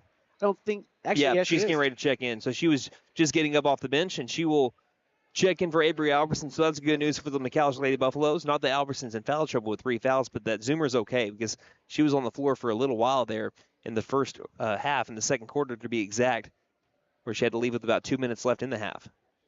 Second free throw is up and short by Beal. Lesnow's got her 9th board. So 1 rebound away from that double-double that we've been mentioning for the majority of this broadcast. Zoomer, it looks like she's okay. She quickly gets across that court line and lobs it to the left wing. Bounce pass high post. Nystrom takes the left elbow 2. Little off kilter. Goes into the corner. And it'll be not rebounded by anybody. Nystrom, she ended up pushing Music to make sure that no one did grab that board. So that'll be the second team foul on the Lady Buffaloes. For Nystrom, that is her first, I believe. Yes. Yes, her first personal foul. One thing I noticed of the last 3 possessions, they have fed the middle post there at the free throw line for Nystrom, and the defenders have collapsed, and it's left a layup open each time. Looks like that's something they're going to try to exploit here. Good find. Pass to the far corner. Galbraith gets it back out left wing. Back to Galbraith. Far corner 3 to get into double digits. She got it. She's made her last 3 3-point attempts, and she's now up to 12 points for the Tulsa Edison Lady Eagles. We're back to a 7-point game. They're also 2 from their last 3 from three-point line. Zoomer in trouble. Feeds to Knight. Knight around the half-court line just barely was able to stay in the front court. The ball gets thrown out of bounds. Tipped loose by a Lady Eagle. And Music's probably lucky that she was in charge with the foul there because she was draped on Kaylee Knight as she was trying to make her way around the perimeter towards the far corner. Yeah, that was a pretty physical back and forth there. I was surprised we didn't see something on either side, but nonetheless, McAlester does keep possession. Knight in the corner, inbounds to Zoomer. Zoomer's been kept in check from the three-point line so far after making 7 the other day as he have another ball get knocked out of bounds. In credit to the Lady Eagles, McAllister's gone on some runs, but they have stayed within striking distance. Right now at a 7-point game. You can thank Galbraith for that. She's led the charge with 12 points. Gets a screen by Nystrom. Zoomer, top of the key. Passes into the corner, Alberson. That's Luss now. Back over to Zoomer. Zoomer just inside the three-point line. Takes a 2 attempt, and will go to the free throw line. This trip to the charity stripe brought to you by Big V Feed Center. For your animals' needs plus winter feed booking prices, call 918-426-1951. The foul is on Peel Thompson. That is her third. Really the only lady in foul trouble right now. First free throw by Zoomer is back iron. Zoomer at the charity stripe against the Ada Lady Cougars went 5 of 6. So far tonight, she's 5 of 7. Her second attempt is good. Nothing but net. 8-point lead for Lady Buffaloes, and now Zoomer into double digits. 29-21, past the far corner. Quick trigger 3. Might have been blocked by Nystrom. We have an offensive rebound. Back to the low post. Peel Thompson can't get the shot to go. Bounce straight to Nystrom with the board. She quickly feeds to Zoomer, who takes it across the half-court line. Right front court, lob, high post. Nystrom bullying her way towards the low post, can't score. Offensive board by Williams, and Williams is fouled on the way up. And a little bit of a smirk there for Taylor Williams. She'll take herself to the free throw line. Where on the season, she has struggled from the charity stripe at 43%, but against Ada, went 3 of 4. Toes the line, first shot in the air, and no good. Rims out. Both teams now with 2 team fouls apiece here in the third. The foul was on Webb. That is her second personal. And she will check out. I believe coming back in was El Amin. This to get the Lady Buffaloes a 9-point lead. And can't get it. Offensive board, though. Bodie Nystrom says, I'll get your back. Says we like 2 instead of 1 anyway. 31-21, the McAlester Lady Buffaloes back up by double digits. 4 quick points here for the Lady Buffaloes. Here's a pass, high post. We had 4 different Lady Buffaloes around the area. Neither one can get a steal. Down low, we have a missed shot rebounded by Nystrom. Nystrom guarded up well by El Amin. Able to finally get it out over to Zoomer. And the crowd's just gotten bigger over here at the MAC as they're filling in nicely here for the second half of this Lady Buffalo game. And we have a foul now on, should be Music, and it will be. Yeah, I think you're right. Third team foul. That would be her second personal. Knight with the side out. Finds Zoomer right front court. Long pass to the left wing. Double team pass inside to Williams. That is knocked off the chest of Williams, much to the chagrin of the Lady Buffalo fan base. I think the Lady Buffaloes thought it could be Edison, off of Edison, or an Edison foul. But it will be McAlester on defense here this next possession, up by 10, 31-21, which is a little over 4 minutes left in the third quarter. Galbraith has been the primary source of income offensively for the Lady Eagles. She passes between the rings over to Beal. Beal to the near corner, finding Music. Music right wing. Beal takes the right wing 3, too strong. And getting the rebound down in the low post. That is less now. That is her 10th rebound, and we also have a jump ball here. And it'll go back to the Lady Eagles after they're able to get their hands in on it.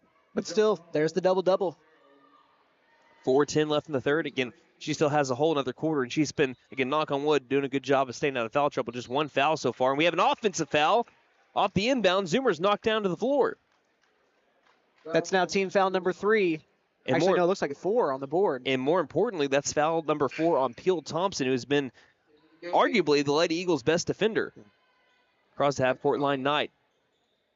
And they're going to roll with her. They're going to keep her on the floor here with 4 minutes left in the third quarter. Knight overhead past the high post. Nystrom outside to Zoomer.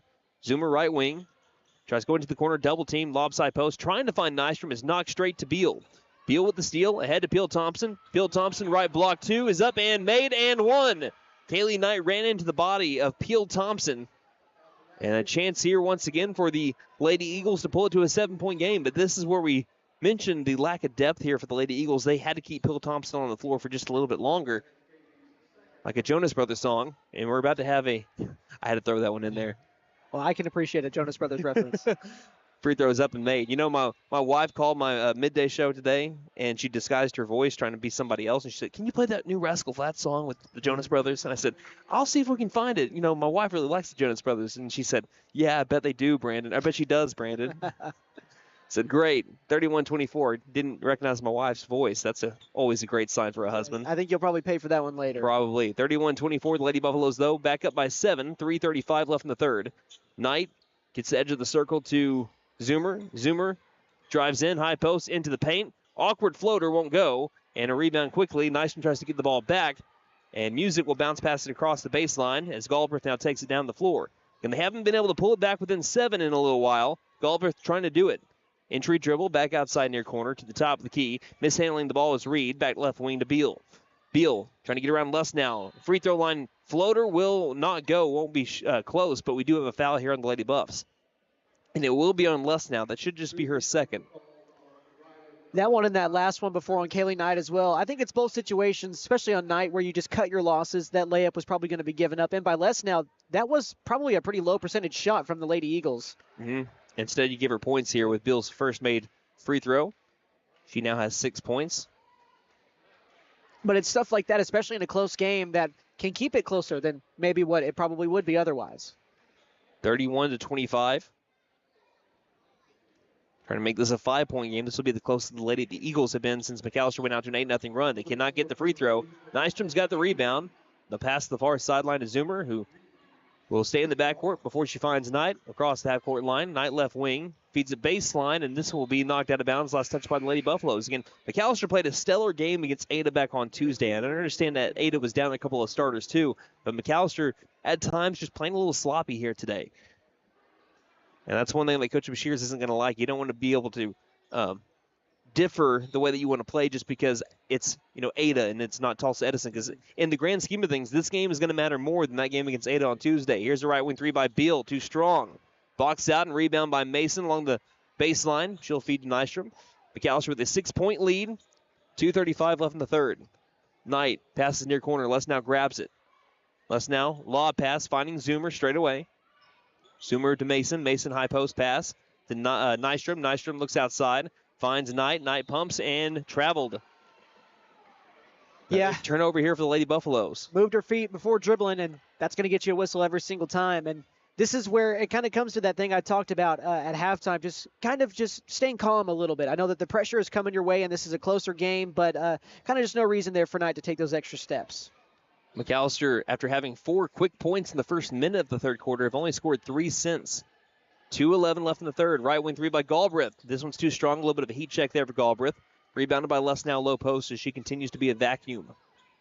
31-25. Knight with the ball far sideline in front of the media table. Quarterback pass back over to Zoomer. Zoomer's only been able to have a few three-point attempts so far tonight. Ball finds its way to the low post to Nystrom, who almost lost it, but there'll be a foul called here on the Lady Eagles, which will lead to free throws since McAlester is now in the bonus. That foul will be on Galbraith. That's only her first. She's done a great job of being able to stay out of foul trouble. And, you mentioned the points earlier, Brandon, in the quarter. 17 for the Buffaloes in the first, just 14 since here. We're almost to the end of the third. Nystrom's first attempt is good. Nystrom, 58% free throw shooter. She was 2 of 2 from the line against Ada. Last year against Tulsa Edison, 1 of 2 from the charity stripe. And she now has 3. This to give the Lady Buffaloes an 8-point lead. Down low to rebound should she miss. Les now and Mason. She will back iron it. Ball's on the deck, rolls towards the front court. Knight's got the rebound. Knight triple team. Coach Bashirs. Oh, as we have someone get thrown down to the floor. It was Knight that was thrown down. Coach Bashirs is calling for a timeout, and that's what she's still saying to an official. Hey, I was calling timeout, and you looked at me and said jump ball. You were right in front of my face. I was calling timeout, and you said jump ball. The possession arrow favors the Tulsa Edison Lady Eagles, so they will get the ball. But Coach Mashiers was calling for it, and he was right there. That's tough. 1:39 left in the third. Ball hits the deck. Taken back by Al Almond. Lobs back to Galbraith. Galbraith straight away. Drives, kicks. Right wing three on the way by Beal is good. So what could have been McAlester basketball leads now to a 4-point game. 32-28. Coach Mashiers is going to be ticked about that. I can just say that right now. Behind the back dribble. Zoomer passes right wing now into the corner. Knight kind of left open a little while. Tries to dribble around a defender. Gets it deeper into the corner to Nystrom. Lob pass back to Knight. 1:12 left in the third. Pass left wing. Zoomer tries to answer back. Won't do so. Back iron. Lesnow offensive board, and she goes up for two and is fouled again. Rylan Lesnow, 2 more free throw attempts on the way. But a big-time three made by Beal. Again, she hit the first 3 of the game for the Lady Eagles. Their first made shot was from Beal from the left wing on the other side of the floor. And that time she takes a right wing 3 and was able to narrow it to 4 points. Lesnow's first free throw is back ironed, and McAlester starting to struggle from the charity stripe a little bit here. And again, kind of what I've already mentioned, it's stuff like this in a close game is what can lose you games, especially later on as you go, because now they've missed in total, let me see here, they are 11 of 20 now. Now make that 12 of 21, 33-28. The Lady Buffaloes up by 5. Again, the Lady Eagles have been able to cut into what was once a 12-point deficit with a 5-point game. Galbraith gets a screen. Dribbles left, passes back to Beal. Beal right wing 3. Got back-to-back. Beal up to 12 points as she started to catch fire, and all of a sudden it's a 2-point game, the closest it's been since the opening minute of the first quarter. Knight, right wing, double-teamed. Tries feeding into the corner. Finds Zoomer. Far corner 3. Too strong. She does not have her 3-ball tonight. And we have a foul on Lesnow, and that's automatic free throws. Lesnow can't do that. The rebound has already been taken. Lesnow gets her 3rd foul here, too, which is 35 seconds left in the third. Yeah. And more importantly, Galbraith can tie the game. Yeah, just a multitude of bad factors there here with 35 seconds left in the third. I mean, you come in up 7 in the quarter, and you built a little bit of a lead there as well early, but as you mentioned, just kind of gone really stagnant here in the latter parts, and now the Eagles can tie it up here. And no one down low to rebound for the Lady Eagles. So Galbraith take her first attempt and leave it short.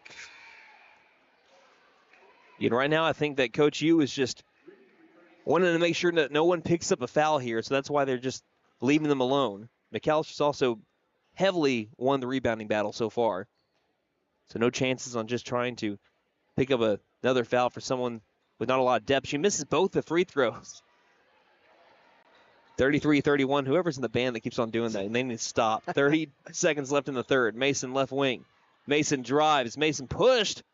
Nystrom gets the ball that was knocked loose, and now she dribbles the ball loose straight out of bounds. Again, a lot of just unforced turnovers by the Lady Buffaloes, not taking care of the basketball. And now once again, the Lady Eagles with the chance to tie or take the lead before we head to the fourth quarter. And more importantly, they can hold for the last shot as well. 11 seconds. Galbraith. Beal is not on the floor, by the way. Galbraith crosses overnight, steps into a long 2. Got it.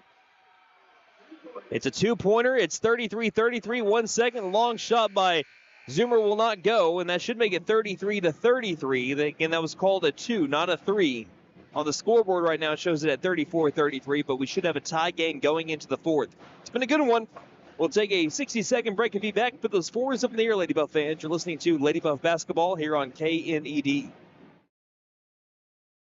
Running into an old friend is nice. Running into a total stranger, well, not so good. Now, you don't need help from Buck Wilson Frame and Body Shop for those greetings with friends, but if you have one of those unwanted encounters with a stranger, give Buck Wilson a call at 918-423-3161. They are expert craftsmen, specialists. They can straighten out your situation. Buck Wilson Frame and Body Shop, 103 East Oklahoma, McAlester. Again, call 918-423-3161. Now we celebrate. Hey guys, it's Sam from Sam Wampler's Freedom Ford in McAlester and Eufaula. From now until the end of January, we are celebrating 10 years of serving and being a part of your community. We'll be running some of our biggest sales and service specials ever, so if you need a vehicle for the family, a truck for your business, or some economical transportation, we have it for you. So come make it happen at Sam Wampler's Freedom Ford in McAlester and Eufaula at our 10-year anniversary sale.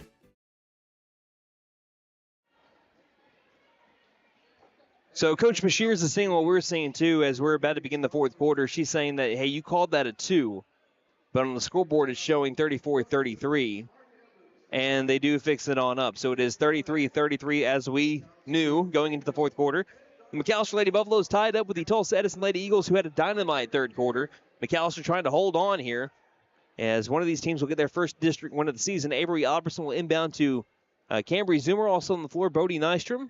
Looks like Taylor Williams and Rylan Lesnow also on the floor for the Lady Buffaloes. They're on the left side of the half-court line here in the second half, as the Edison Lady Eagles will be on the right side. And final thoughts before we begin the final quarter of play, Chase. You can't turn the ball over, and you got to continue to win the battle underneath the basket, because that's what separated the two in the early goings of this game. And now here in the fourth, the final 8 minutes, that's what they're going to have to get back to. Middle quarters did not look like the 3 games that McAllister's won so far this year. And now just immediately a double dribble by Cambry Zoomer. And they've been unforced turnovers. It's not like Edison has gotten a ton of steals on McAllister. It's just been a ton of mental mistakes.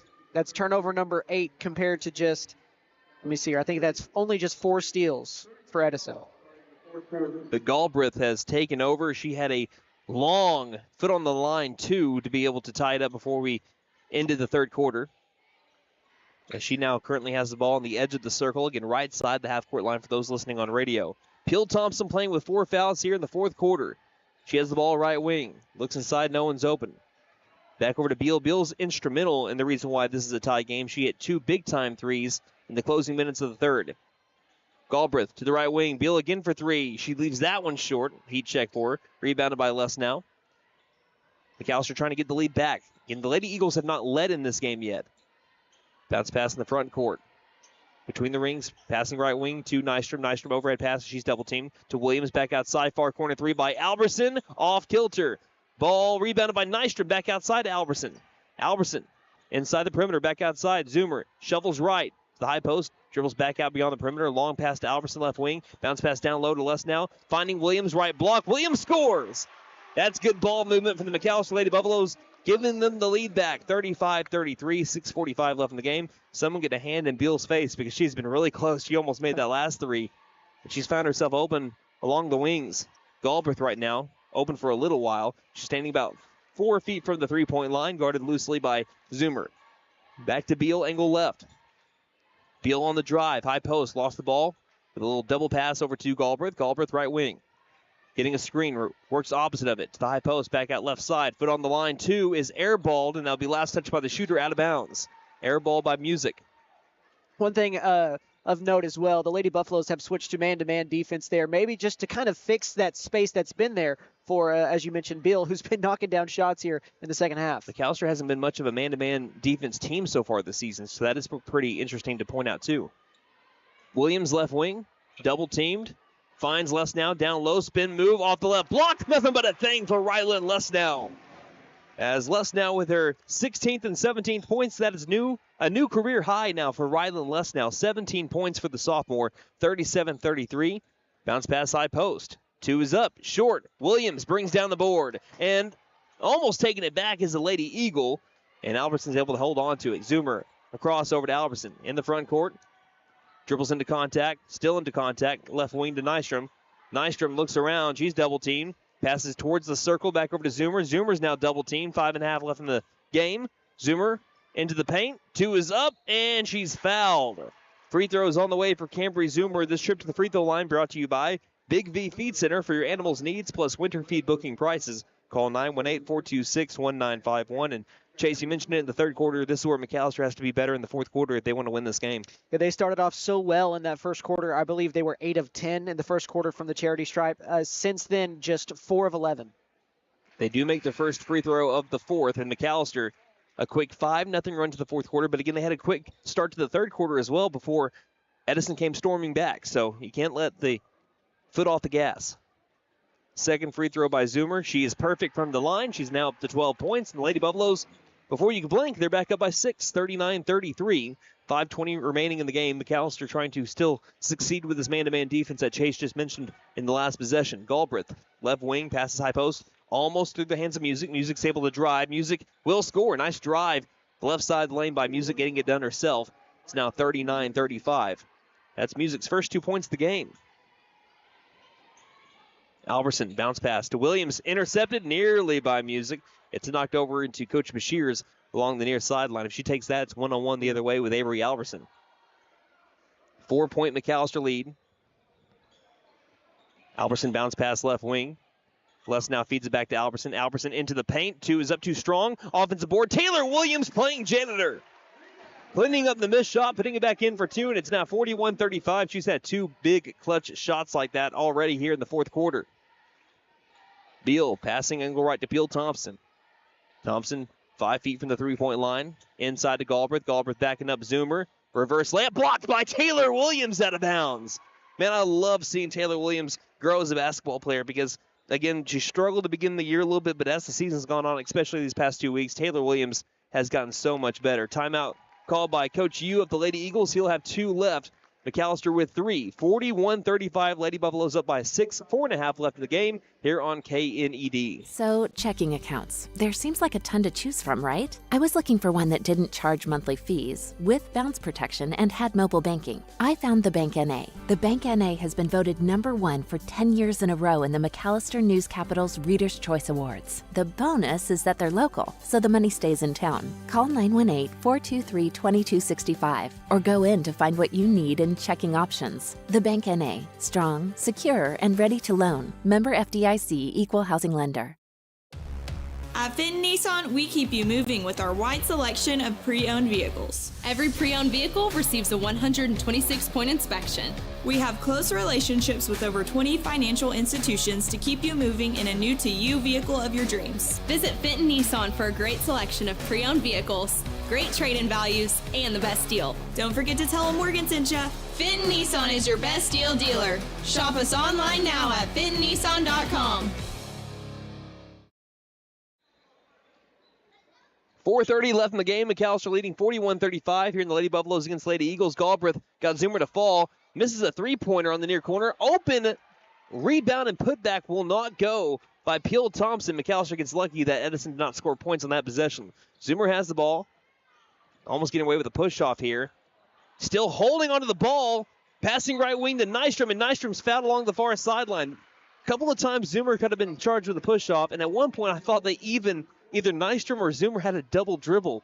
But it stays with the McAlester Lady Buffaloes regardless, and that is the 4th foul on Beal, who hit a couple of threes to really put the Eagles back into this. Zoomer, or rather Les now falling down, gets it out to Zoomer. Left wing 3 by Zoomer.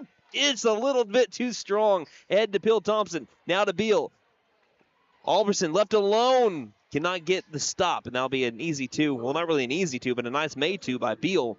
As she was fading away towards the baseline. It's back to a 4-point game. Zoomer down the far sideline. Again, Peel Thompson guarding Zoomer with 4 fouls. Pass to Williams left wing. Williams bounce pass inside to Nystrom. Could not handle the ball. And once again, it'll be a turnover on the Lady Buffaloes. Yeah, turnovers, it's come back to bite him here in the second half when really it was not an issue in that first half. No, and you look at turnovers from McAlester as well. I mean, just going back to their game against Ada back on Tuesday, they just had 15 combined turnovers when you're counting the steals by the Edison Lady Eagles and the unforced turnovers. Just 15. Left elbow. And Zoomer is able to knock it out. Tries to save it along the far sideline to give the Lady Buffaloes the ball back. Had a foot on the line as she was able to swat it back into play.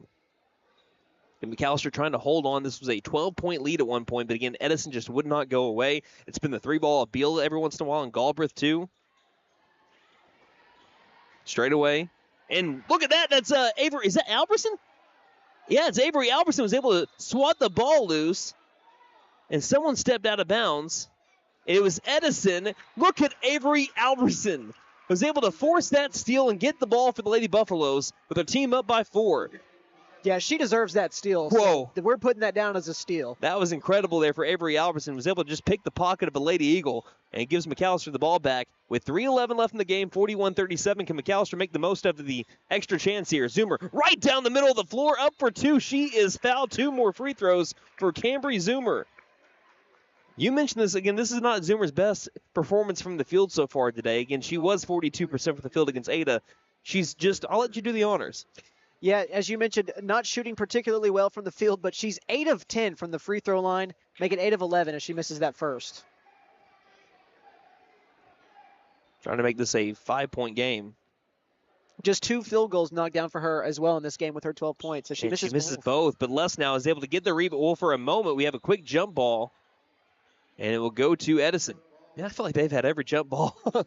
I know that's... No, it does feel that way. It does feel that way, though. It feels like every time you're like, okay, we have another chance. I think it's because maybe when the quarter ends and that possession goes. Yeah, it's going to McAlester. So McAlester with a 4-point advantage, 41-37. We're less than 3 minutes left in the game. High post music. Feeds it back outside to Beal straight away. McAllister's been man-to-man for nearly the entire fourth quarter. Right wing, pass inside to Galbraith. Galbraith stopping. Good popping shot is banked in. Galbraith has been on another planet here. She's got 16 points, and it's back to a 2-point game, 41-39. McAllister's going to have to match them. They have to make the free throws if they're going to get to the line. Now Zoomer once again attacks the lane. Can't finish with the right hand. And it's rebounded by the Lady Eagles, and they have a lane and a chance to be able to tie the game. Alberson tracking down Peel Thompson, and she will be fouled on the shot by Alberson. That'll be Alberson's 4th. Alberson seems to think that she got nothing but ball there, and we're a bird's eye view, so we can't tell, but it looked like she did get a lot of it. So a chance to tie the game here for Peel Thompson. They've already passed their points per game average on the season at 38.5. First free throw is no good. McAllister still, at least for now, will keep the lead with 2:19 left. Edison now 6 of 14 from the charity stripe. So conversely, just for them, same thing. Free throws mean just as much in a game like this. Second free throw, back ironed, rebounded by Lesnow. Lesnow has been instrumental in McAllister and being up on top so far today. Zoomer backpedaling, restarting on Peel Thompson, splits the defenders to the high post, looks inside for Lesnow. Lesnow low post, can't get the roll. Offensive board, Bodie Nystrom right block, can't get that one to go either. Ball's knocked out of bounds, last touched by Bodie Nystrom. McAllister just not being able to get the same shots. I think, what is McAllister shooting in comparison to Edison so far? Almost identical. Yeah, McAllister's actually shooting worse than Edison. Edison's at 34% to McAllister's 32%. Both teams have taken the same amount of shots. Yeah, weird. Just one extra made shot from McAllister, and when you look at it, it's a 2-point game. Lesnow nearly with a steal, pokes it around. It'll be last touch by Lesnow into the Edison bench. The other eye-popping thing is the rebound differential. McAllister with 44, Edison just with 19. Goodness gracious.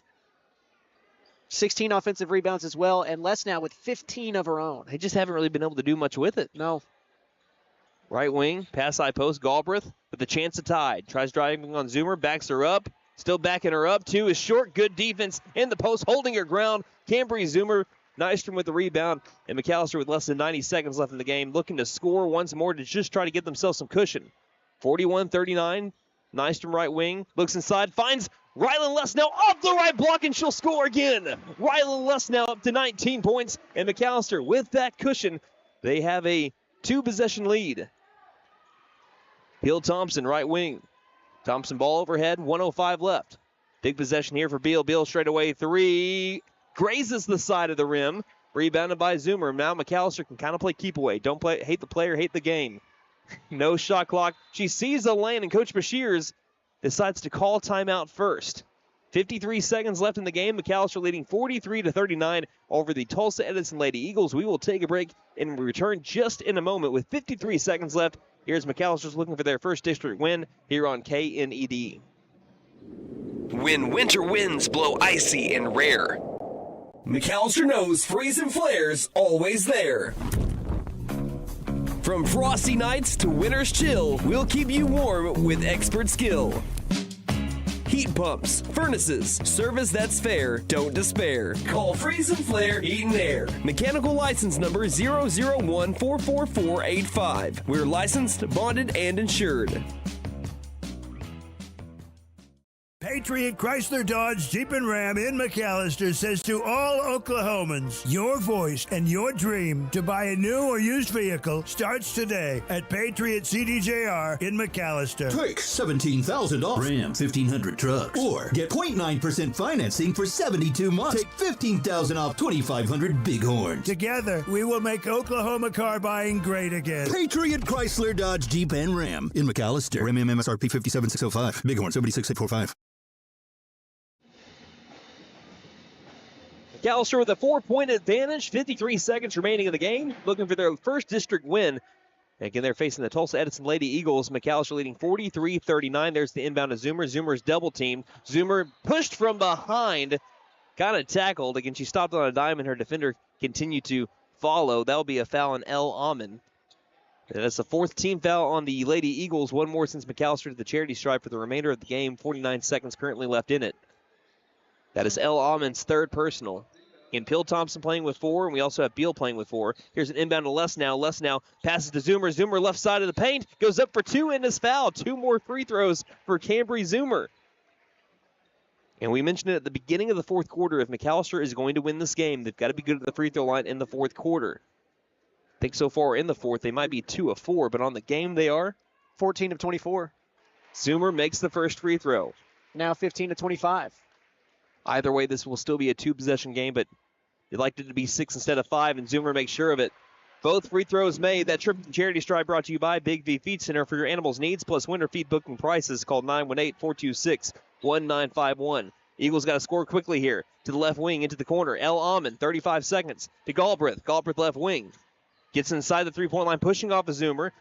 Back to the left elbow, poked loose by Zoomer. Still a lot of time going off here, 25 seconds. Still a lot of time, 23 seconds, and driving in on Lesnow was Beal. Lesnow too much contact. That is her 4th. Only the 2nd team foul on the Lady Buffs, though, so they have fouls to give, but Lesnow does not. Coach Yu calls timeouts probably to tell his team, hey, we got to get some points here. We're down by 6 with just 22 seconds left. They burned about 20 seconds of time on that one possession. Yeah, 45-39. The McAlester Lady Buffaloes up by 6. It's a 60-second timeout, but we will take a 30 seconds, and we'll be back here on KNED. McAlester Direct Primary Care offers 24/7 access to your provider, deeply discounted rates on labs and imaging, more time with your provider, same-day or next-day appointments, and even home visits for a flat monthly membership fee. We now offer hormone replacement therapy in addition to our other services. For more information, please stop by our office, McAlester Direct Primary Care at 6th and Carl Albert, or give us a call at 918-233-6522.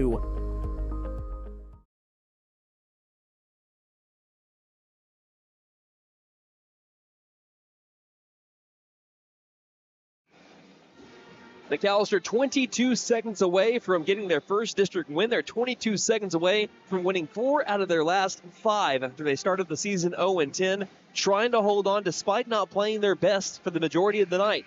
It's Tulsa Edison basketball along the baseline. Musical inbound on the floor. Nystrom, Mason, Alperson, Lesnow, and Zoomer.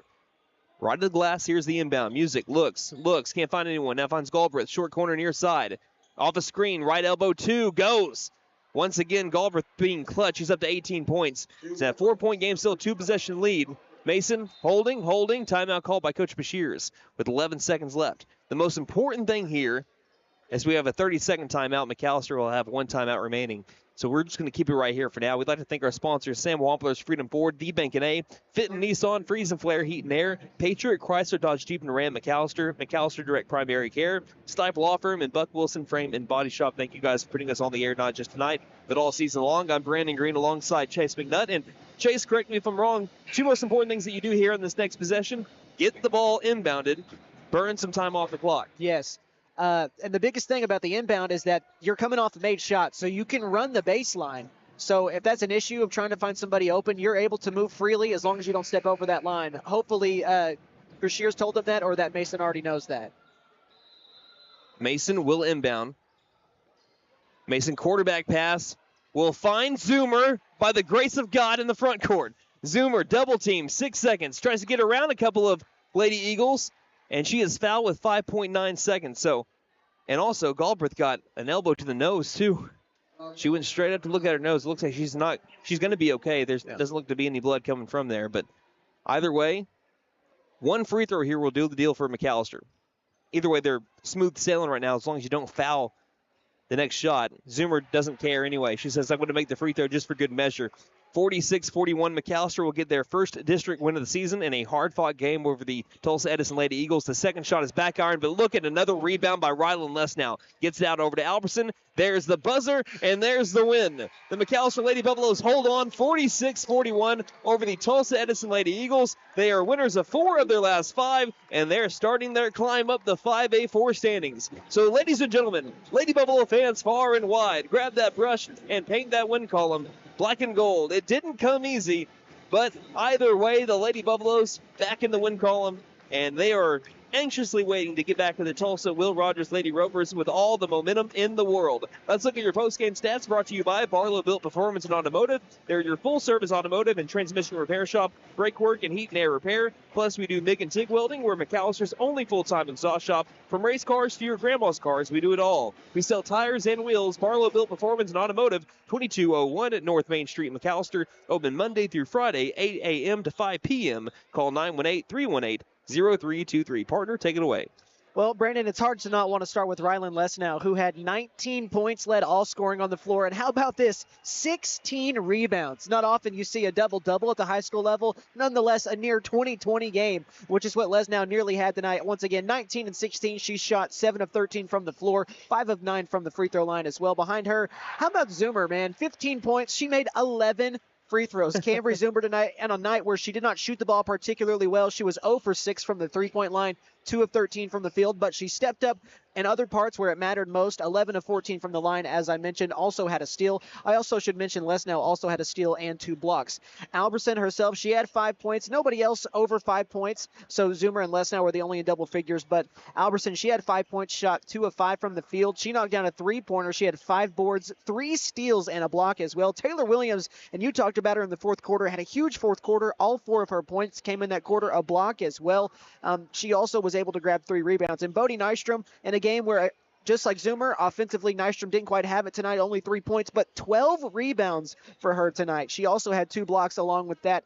And then Shiley Mason and Kaylee Knight also played. They did not register any points tonight, but I believe 4 points for Shiley Mason, 4 rebounds for Shiley Mason, and Knight, she had a rebound as well to go along with, oh no, I thought I saw a block there. But if you're good, I'm going to go down to the team side of it now. Yeah, you're all good to go. Okay. So now for both teams, shot almost identical from the field. They shot there was a 2-spot difference on the total shots, 44 for Edison to 42 for the Lady Buffaloes. McAlester made 14 shots. Edison made 15. McAlester shot 33% from the field. Edison 34. 1 of 8 from 3 was the Lady Buffaloes, and Edison, they were 5 of 20 from 3, and the biggest difference here, it was an 11-point difference on the free throw line. McAlester 17 of 27, Edison 6 of 16, and I pointed this out earlier, Brandon. McAlester Buffalo, they wiped the floor of the Eagles on the rebound side of it. 47 rebounds, 17 offensive for McAlester, 19 for Edison. That'll win you a lot of games. It will. 7 offensive rebounds, though, for the Lady Eagles. They also had 6 steals. They had 5 turnovers as well. The Lady Buffaloes, they had 5 steals and 9 turnovers. That'll be something that they'll have to fix going later on into the season here. But also, to add that into it, was also 6 blocks as well. So all around, a great performance by the Lady Buffaloes. Defense is what won them the game tonight, along with the free throws. All right, we'll take 60 seconds and be back previewing the boys as they take on the Tulsa Edison Eagles. Both teams exactly the same district record, exactly the same district plus minus. We'll be back in just a moment here on KNED. Stipe Law Firm, your first call when the unthinkable strikes for over 80 years. We focus on wrongful death, personal injury, truck and oil field accidents, insurance bad faith, probate, end-of-life preparation, and Social Security disability claims. We are here to advocate for you in all of your legal needs. We are a full-service law firm with over a century of experience representing Oklahomans across the state, professionally and discreetly. We win our cases in courtrooms, not on social media. Call today, 918-423-0421, or go online to stipelaw.com. Running into an old friend is nice. Running into a total stranger, well, not so good. Now, you don't need help from Buck Wilson Frame and Body Shop for those greetings with friends, but if you have one of those unwanted encounters with a stranger, give Buck Wilson a call at 918-423-3161. They are expert craftsmen, specialists. They can straighten out your situation. Buck Wilson Frame and Body Shop, 103 East Oklahoma, McAlester. Again, call 918-423-3161.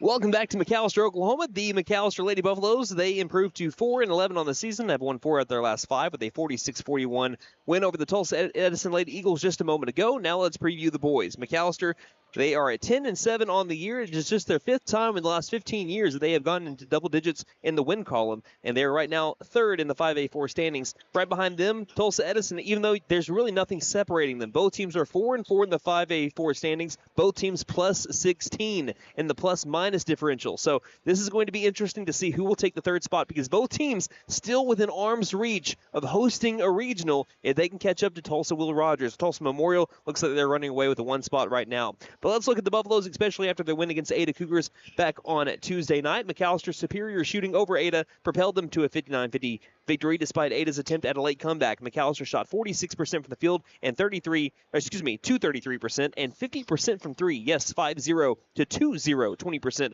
for the Ada Cougars. And although they had 15 turnovers, most of them in the 4th quarter, the Buffs did force 20 turnovers. McAlester was out-rebounded 34-26, but most importantly, they were out-rebounded on the offensive glass, 14-4. The paint would also be a tough place for McAlester to score, as there were 6 shots by the Buffs that were blocked, and one thing McAlester would like to improve on tonight would be free throws. McAlester has missed 17 free throws in the last 2 games. But let's look at some star players for the McAlester Buffaloes, starting off with Rodney Washington. I mean, he's going a little bit viral right now. 24,000 times a dunk by him has been seen on X. Yes, 24,000 times. Made it onto some local news stations, and despite our best efforts, did not make it onto SportsCenter. But Rodney Washington is a star player, and people come over to see what he will do next. He had 20 points, including one thunderous poster over an Ada Cougar where he, yes, literally pounced on an Ada Cougar. So Rodney Washington, 50% from the field, had 20 points. Also a double-double with 10 rebounds and 2 blocks. But not to be forgotten, Brandon Smith. He has been lights out from 3 this season. 42% from 3 at the high school level. Very impressive. 20 points on 3 of 4 from downtown. Also had 8 steals. All 8 steals in the first half, too. Did not have a single steal in the second half. 8 steals in the first. And Davian Pouncil continues a stellar sophomore season. 11 points on 5 of 9 shooting for Davian Pouncil. That sends us into to talk about the Tulsa Edison Eagles. They are, again, 8-11 on the year, averaging 51.9 points per game, giving up 55.5. They were 20-7 last year, and they made it to the state tournament where they lost to the eventual state runner-ups. And again, Booker T. Washington only lost by 3 to Midwest City, the state champions. They lost to Booker T by just 8, 63-55. And last season, Edison swept McAlester 61-49, and then also beat him 86-49 back over in Tulsa. In that problem, McAlester didn't shoot that much worse than Edison, only 8% worse and 6% worse from 3. McAlester was out-rebounded by 12 per game, including 17.5 to 6.5 on the offensive glass. Furthermore, McAlester had 23 turnovers per game to Edison's just 13, giving the Eagles 15 more field goal attempts per game. Really, McAlester has not beaten Edison since February 24th of 2006. That was 19 years ago. The score was 79-70. That might seem like a long time because it is, but it's only 4 games in between. But 2 of those games, Edison ended McAllister's season before we got into district play with them last year. So now we're playing them a little bit more regular than we used to. But the Tulsa Edison Eagles, led by head coach Creed Flowers, trying to get his team back to the state tournament. Not doing as well this year. They have lost a lot to graduation. Again, they're 8-11, but they feel like they can do it by, as they always have, a super uber athletic team. They're going to make the most out of your mistakes. McAlester in the 4th quarter against Ada this last Tuesday really had a bad problem of turning the ball over. So they're going to try to exploit that by the Buffaloes and their young team. Well, we're going to see if McAlester can do a good job of staying put, being able to keep their heads, being able to make sure that they don't fold under pressure. And one person that you're looking at when it comes to that is Rodney Washington and Brandon Smith, but Rodney Washington is your player to watch, Chase. Yeah, it's hard to – we talked about this earlier today. It was hard to not want to pick Rodney Washington, especially with, as you mentioned, he has literally exploded onto the scene this season. I know that you think that in the first game, Tahlequah, the dunk he had in that game, might be his best of the season, but obviously the one from earlier this week, as you mentioned, going viral on formerly Twitter, now X. It's always Twitter. It's always Twitter. I agree with you. But the high-flying dunks and posters are easy to get caught up in. Nonetheless, he's also averaging over 20 points per game while shooting over a 43% clip from the field and a near 40% clip from 3. It also helps to have a guy like Brandon Smith on the team as well as a counterpoint. But this team goes as Rodney goes, and I'm expecting a good performance here tonight. He gave us a little bit of it earlier this week, and we're ready to see a little bit more here to end off the week on Friday night against, as you mentioned, what is going to be a tough district game against a team that's had almost an identical season. to you compared up to this point. So. I'm sorry to interrupt. No, go ahead. I was just going to say, back to you. We have about a minute left before we have our starting lineups be announced. Any keys to the game before we get started here? Yeah, quickly, Brandon. It's got to be the fundamentals for these guys. They're going to have to deal with pressure tonight, much like we saw in the first game from the girls. Not panic and not turn the ball over. This team likes to move fast. They just need to be in control. And for the last one, as the girls did in game one, you got to win the rebound battle, whether that be just keeping Edison off the boards offensively and limiting second chance opportunities for Edison as well. And finally, knocking down shots. We know this is a team that likes to pull from deep. I believe the Durant game I called with you, they shot 28 three-pointers. So they're going to shoot the ball, but they've got to be good shots within the flow of the offense to give themselves the most success. And I do want to add one final, as you've mentioned, you got to make free throws as well.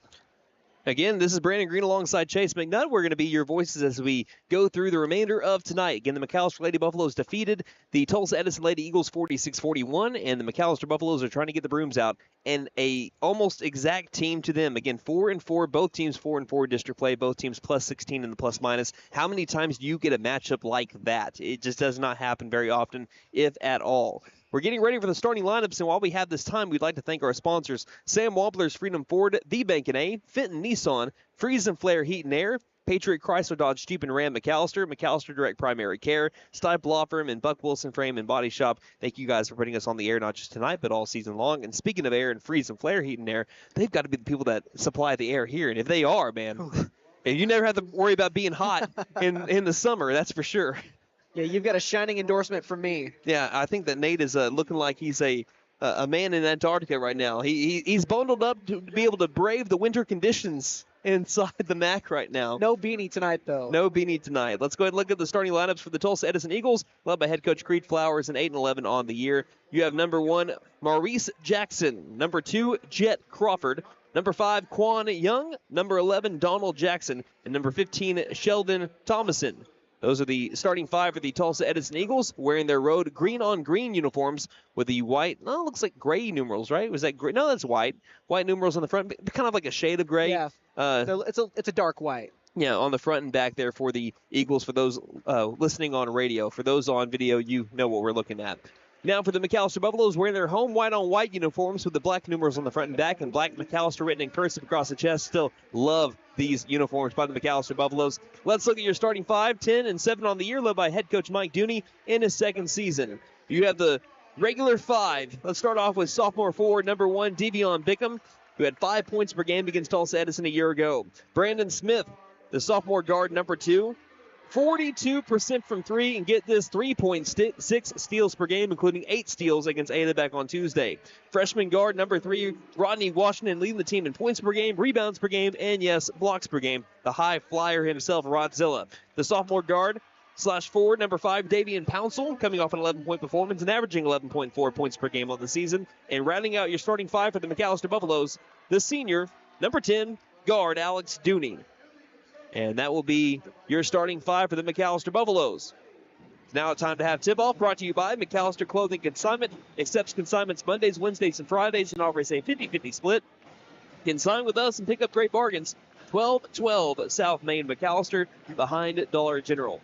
Here in the first half, the Buffaloes will be moving it left to right, the Eagles right to left, across your radio dial and video screens. Any final thoughts before we get started, Chase? I'm just excited to see the boys again, first time in a couple of months, and I really just want to see Rodney poster somebody again, if I'm being honest. If you're going to be completely honest.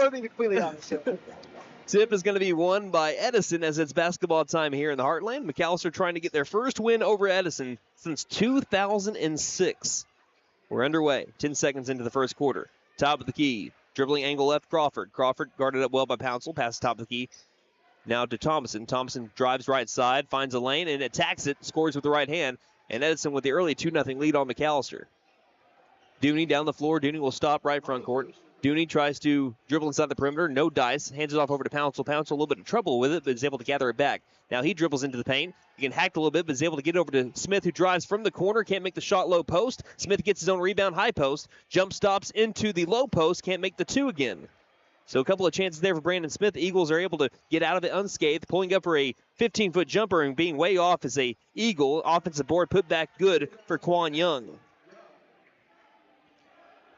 So Thomason with 2 and Quan Young with 2 makes it a 4-0 game. So we have a missed shot down low by Rodney Washington. No foul called. A minute into the first quarter down the low post. And right now McAlester kind of napping. as Jet Crawford gets 2 points, and now it's a 6-0 game quickly for the Eagles, and a travel by Brandon Smith along the far sideline right in front of the media table. So this is not the start you wanted if you're the McAlester Buffaloes. A minute and 10 seconds in, down 6-0. Everybody just needs to take a deep breath here for a little bit. Just kind of calm down. You're down 6-0. That's already happened. Now all you can do is settle back in and start playing your game. One thing that you may not want to try to do, I'm not saying to do anything, but Edison's really good at moving fast. Here's a right wing three. That's good. Man, they are off to a fantastic start. Jet Crawford takes flight. It's a 9-0 game for the Tulsa Edison Eagles. 6.5 left to go in the first. Rodney tries to answer back, leaves the 3 ball short, and it's a quick rebound. McAlester goes one and done again on the Quan Young rebound. Crawford passes inside, wide open. It's quickly before you could blink, an 11-0 game. Inbound to Sheldon Thomason with the 2. Rodney Washington, right wing, is, again, 11-0 our score. McAlester has not stopped the Eagles on a possession yet. Straight away, Brandon Smith crosses over a man into the paint. Floater up, too strong. And a quick one and done again for the Buffaloes. Passing it to Thompson. Thompson handles the ball along the baseline. Could have scored in transition had he handled the ball. Cross-court pass into the corner. Jackson to the right wing. Crawford passed Bickham back outside. Right wing 3 is strong. Rebounded by Bickham. So for the first time tonight, McAlester gets a stop. Quickly ahead, Brandon Smith, Euro step over a man. Too hard off the glass. Offensive board by Pouncil. Can't get it to go. And he's fouled as he's drugged down to the floor. If you couldn't tell, both these teams just love to up the pace. And so far, the Eagles looking a little bit more comfortable with the high-flying action. They're also doing a really good job of running the floor off defensive rebounds. That's what's led to a lot of their points here early. Inbound, Rodney Washington, angle right. Gets a screen by Smith, works with it. Passes back over to Smith, right wing. McAlester getting down 11-0, 5:30 left in the first. Smith straight away, bounce pass to the left wing. Had some English on that bounce pass. To Pouncil, backs up his man, low post. Threw it straight over to Jet Crawford. Crawford ahead. Flying high, up for the 2. Block shot by Rodney Washington. Out over now to Bickham with the steal. Bickham 2-on-2. Gives it up late to Pouncil. Pouncil with the left hand, and there's McAllister's first 2 points of the game. 11-2. Davian Pouncil has the first 2.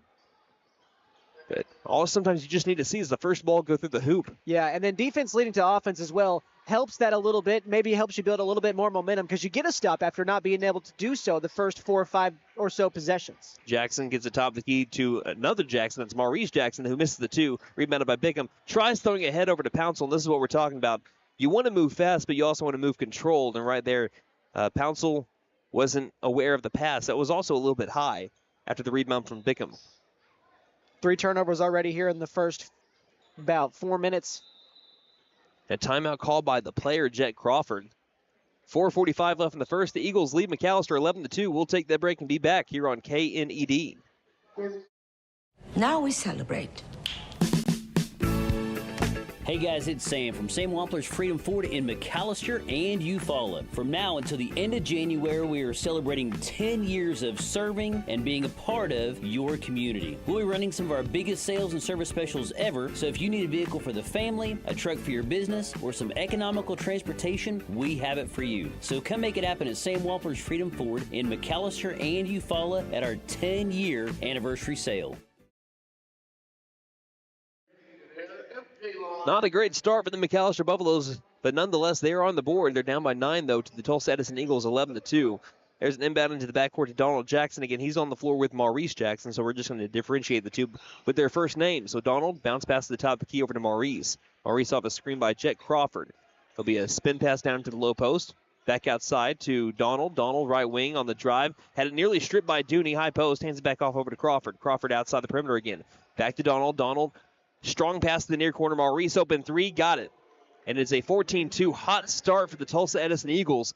4:14 left in the first. Pouncil. Jump stop in the paint. In trouble. We will have a push down in the low post. There'll be a foul on an Eagle again. That'll be on number 11, Donald Jackson. His first, team second. McAlester is down 14-2, but we know as good as anybody, this team can quickly get back into the game. Inbounded to Dooney, back over to Smith, who inbounded the ball. Smith right front court, bounce passes back over to Smith. Smith off his back foot, can't make the shot from about 4 feet out. Now passing ahead to Thomason. Thomason up for 2, blocked again by Rodney Washington. Bickham once again with a rebound. That's Washington's second block as we have a foul around the high post area on the other side. One way or the other, people are going to start learning to stop jumping with Rodney Washington. He's got to have boosters in his shoes or something. Mini trampolines, right? Something like that. TJ Hooks will check in. Donald Jackson takes a break, but they got to also account for Sheldon Thomason, who's breaking open every time on the other side of the floor. Bickham's got the inbound from the right wing. Bickham, spin move, mid-range float shot, too strong, and McAlester still continuing to struggle from the field. As here, the Eagles struggle with the pass to the far sideline. Bickham was covering up newly inserted TJ Hooks. Goes into the media table. McAlester gets the ball back. That is the first turnover for the Eagles so far tonight. McAlester, they have 3 here in the first quarter. 14-2. Eagles lead the Buffaloes. 3:33 left in the first. Dooney backing up Crawford. Has to pick up his dribble. Dooney in trouble. Got to get rid of it. Lobbing it up to Rodney Washington. That's always a good idea. He'll win a lot of 50-50 balls. Off the screen by Smith. Dribbles to the right wing. Between the legs. Now attacks the rim. Up for 2. Got it. Right over a leaping Eagle. And they'll make it 14-4. McAlester down by 10 now. And Washington gets a steal off of Crawford. Goes up with Crawford. With the layup on the left block, he'll score again. Rodney Washington, once again, I've used this often. Pulls out the Thanos gauntlet. I'll do it myself. 14-6. He's got 4 out of the 6 points here for the Buffaloes before quick points from the freshman Rodney Washington. Hooks trying to drive on Dooney. Dooney right with him like a gnat. Passes over straight to Davian Pouncil. Davian with the steal. One-on-one, stopping low post, and the shot is blocked. Nice transition defense by Quan Young, preventing the McAlester 2. And into the game, Nehemiah Liggins. And if memory recalls correctly, I think he was a thorn in the Buffalo side last year when we traveled up to Tulsa. Some names just, they just stick with you. They stick with you, and Liggins was a great player for the Eagles last year. Washington again driving. Washington, floater up and good. Rodney Washington, his last 3 possessions has been stellar. He's got a quick 6 here in the last minute of play. Thomason, baseline, swipe loose by Dooney, gathered back by the Eagles left wing. Liggins, double team. Little soft pass out by the circle, back over to Maurice. Maurice bounce pass to Thomason. Thomason right wing, guarded by Bickham, passes left wing. Hooks gets past a man, takes a long straightaway 2. Back iron, rebounded by Bickham. Bickham head over to Smith. McAlester cutting into the deficit, now down by 6, trying to do so even more. Smith stops on a dime. Lob out over to Washington, left wing. 3-point attempt, little off kilter. Towards the corner, Smith tries saving it in the corner, but he stepped out of bounds first. If he would have made that 3, the McAlester fans in attendance would have erupted, especially the kind of play that he's had, like we mentioned, over the last 90 seconds of game time. Yeah, he's got 6 in a row on his own to really pull McAlester back into this one so far. 14-8 after an 11-0 start for the Eagles. Near corner, back over to Crawford, left wing. It looks like McAlester has really gathered and gotten to the pace of the Eagles after the first 2 minutes. As here's a tip by Washington, taken back by the Eagles, number 23 Hooks. Passes left wing to Maurice. Maurice guarded by Smith. Shovel pass top of the key to Liggins. Liggins hands off to Crawford. Into the corner, Maurice. Takes the corner 3. He's already hit 1, and he hits another. That rainbow 3 finds a pot of gold. And it's 17-8. And we'll have a timeout called by Coach Creed Flowers before we can inbound the ball. 90 seconds left in the first. Eagles lead 17-8 over McAlester here on KNED.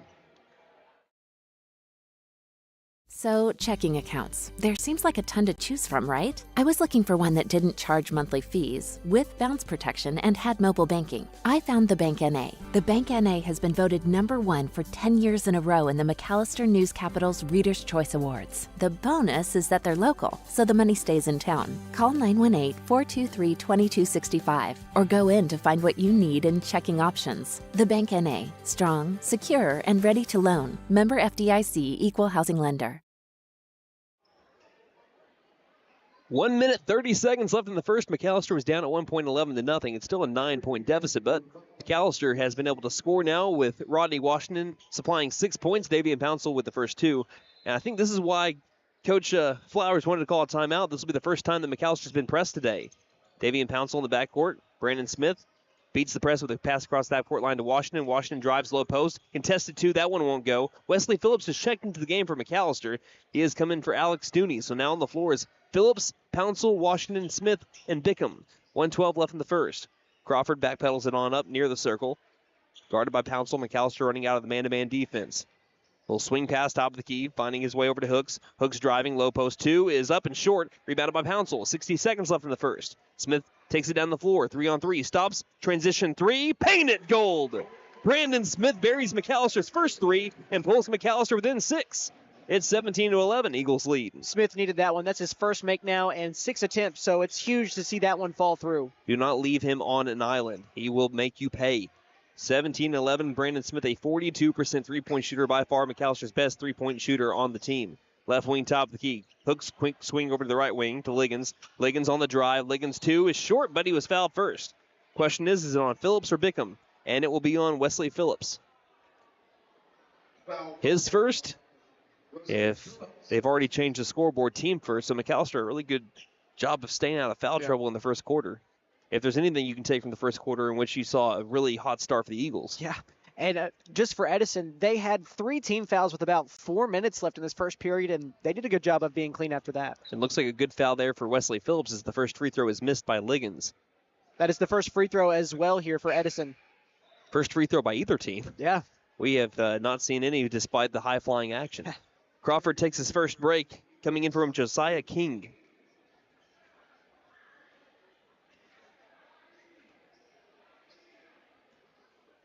Big pin in the knees by Liggins. Second shot is up and rattles home.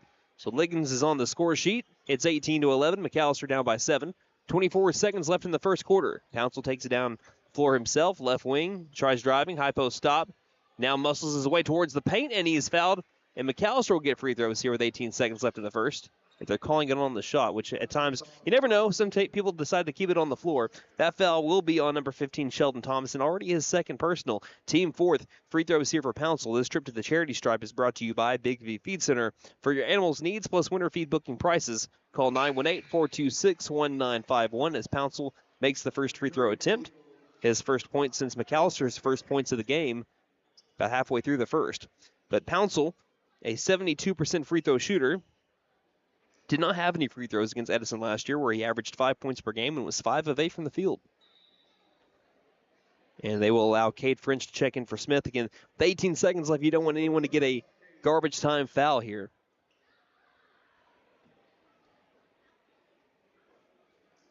Looks like Cornish is also at the scores table. Pouncil makes the second free throw despite him not thinking he was going to. As soon as he let go of the ball, he rushed after it. Cornish does check in for the shooter, Pouncil. And it's a 5-point deficit for McAllister. And all things considered, the way that this thing was starting off, McAllister, if they can keep it at a 5-point deficit, would love that going into the second. Let's see if they can do so. Dribbling left wing, handing the ball off. Over to Hooks. Hooks straight away, 8 seconds. To the right wing, Maurice Jackson for a right wing 3. Clanks off the front side of the iron and bounces over the backboard. So McAllister will have a chance at the last shot here with 4.9 seconds remaining in the first. Edison wants to make sure they don't foul because, again, one more foul puts McAllister at the free throw line. 4 seconds. Lob back over to Cornish. Cornish with 1 second. Half-court shot at the buzzer is no good. And that will bounce into the student section, and that'll be the end of the first. McAllister trailing Edison here in this district matchup, 18-13 on KNED. Checking accounts. There seems like a ton to choose from, right? I was looking for one that didn't charge monthly fees, with bounce protection, and had mobile banking. I found the Bank NA. The Bank NA has been voted #1 for 10 years in a row in the McAllister News Capital's Reader's Choice Awards. The bonus is that they're local, so the money stays in town. Call 918-423-2265 or go in to find what you need in checking options. The Bank NA. Strong, secure, and ready to loan. Member FDIC, Equal Housing Lender. At Fenton Nissan, we keep you moving with our wide selection of pre-owned vehicles. Every pre-owned vehicle receives a 126-point inspection. We have close relationships with over 20 financial institutions to keep you moving in a new-to-you vehicle of your dreams. Visit Fenton Nissan for a great selection of pre-owned vehicles, great trade-in values, and the best deal. Don't forget to tell them Morgan sent ya. Fenton Nissan is your best deal dealer. Shop us online.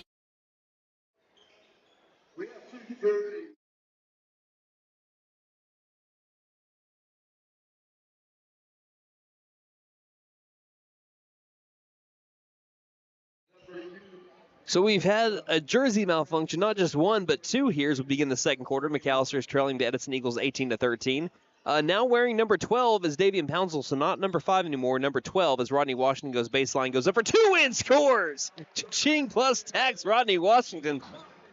He go to the charity stripe trying to complete the 3-point play and pull McAllister within 2. 18-15 now the score, but as I was saying, Davian Pouncil not wearing number 5 anymore, now wearing number 12. And Brandon Smith not wearing number 2 anymore. He is wearing now number 21 as the legend. Randy Hughes is in the building.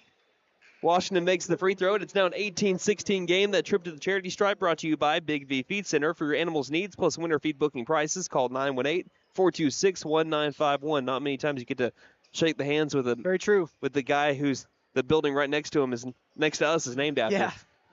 Also, 14-7 run from McAlester right now. 18-6.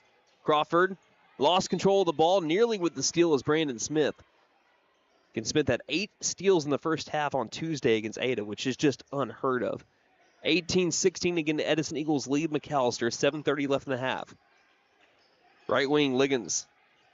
Liggins looking around. No one's there to Crawford straight away. Crawford looks inside, low post. Young up for 2, got right past Dooney and scored.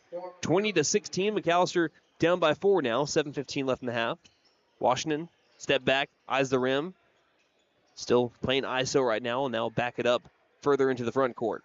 Passing straight away to Smith. Smith tried crossing over a man, lost control of the ball. Stolen now by Jackson. Ahead to Crawford. Crawford being chased by Rodney Washington. Misses the 2. Offensive board. 2 back is good by Nehemiah Liggins, and it's now 22-16. So quickly back up on top by 6 are the Eagles. Washington trying to drive on Jackson. Lost control on the way up, and it's taken back by the Eagles with a steal. Down the floor, Jackson, 1-on-2, gives it up late. Ball was dropped, taken back by the Eagles. The top of the key. They'll find a wide open man down low, and blocked shot by Tevion Pickham. And he looks back at his victim. This is not in the MAC. 6:32 left in the half. I think McAlester was tired of getting blocked by Jones back on Tuesday against Ada. They'll inbound at left wing. Edison still with the basketball, obviously, after that block by Pickham. Nice defense by Smith over Crawford, and Smith will get his first foul here as he made contact with the hip of Donald Jackson. Yeah, the defensive energy has it's picked up here a little bit in the second quarter. Inbound into the front court again. I guess you can do that also when that's only your second foul of the game, the entire game. McAlester only had 1, and that was Wesley Phillips back in the first quarter, and that wasn't until about the 2-minute mark. Far corner, Orr with the ball. Orr gives a high post. Liggins, guarded well by Pickham. Spin move down the low post. Gets Pickham to jump for joy, and he scores. Right past Pickham. Move. Very good move by Nehemiah Liggins. That is why he gave me nightmares. 24-16. Washington in the low post. Had the ball stripped loose. Looked to be by Orr. It's 24-16. McAlester trails by 8. Smith inbounds to Washington in the corner. Guarded quickly by Orr. Gets a screen by Smith. Washington drives in the paint. Got fouled again, and more free throws for Rodney Washington. Rodney, a 69% free throw shooter coming into today. He was the team leader around 75%, but struggled the last couple of games from the line, including against Ada, where he went 3 of 7. His first attempt here is good. He's now, tonight, 2 of 2. And the first in double figures as well for McAlester. He was just a couple of points away from tying his career high back on Tuesday. No, that would have been Monday against Broken Bow. Second free throw is good as well by Washington. And as Chase mentioned, into double figures with 11 points, 24-18. That ends that little bit of a run there by the Eagles. Jackson left wing, guarded by Dooney. Tries to cross over Dooney, gets into the paint. Lost control of the ball, stolen by Pouncil. Pouncil threw it at the head of Washington. He gathers it along the other side, around the left wing, and backpedals it on up, waits for his offense, past the circle. Dooney calls out the play. Fakes the dribble right, now passes right to Pouncil. Pounce jab steps right, drives in the paint. Left side, can't bank it in. Trying to get his own rebound right by the baseline and taking it. Looked like he stepped out of bounds with Jackson. Jackson will take it coast to coast. Now bounce passes it late, down and low, missing the shot. Ball comes loose. Offensive board, Jackson just outside the right elbow, back outside near corner. Driving his oar back outside left wing to Liggins.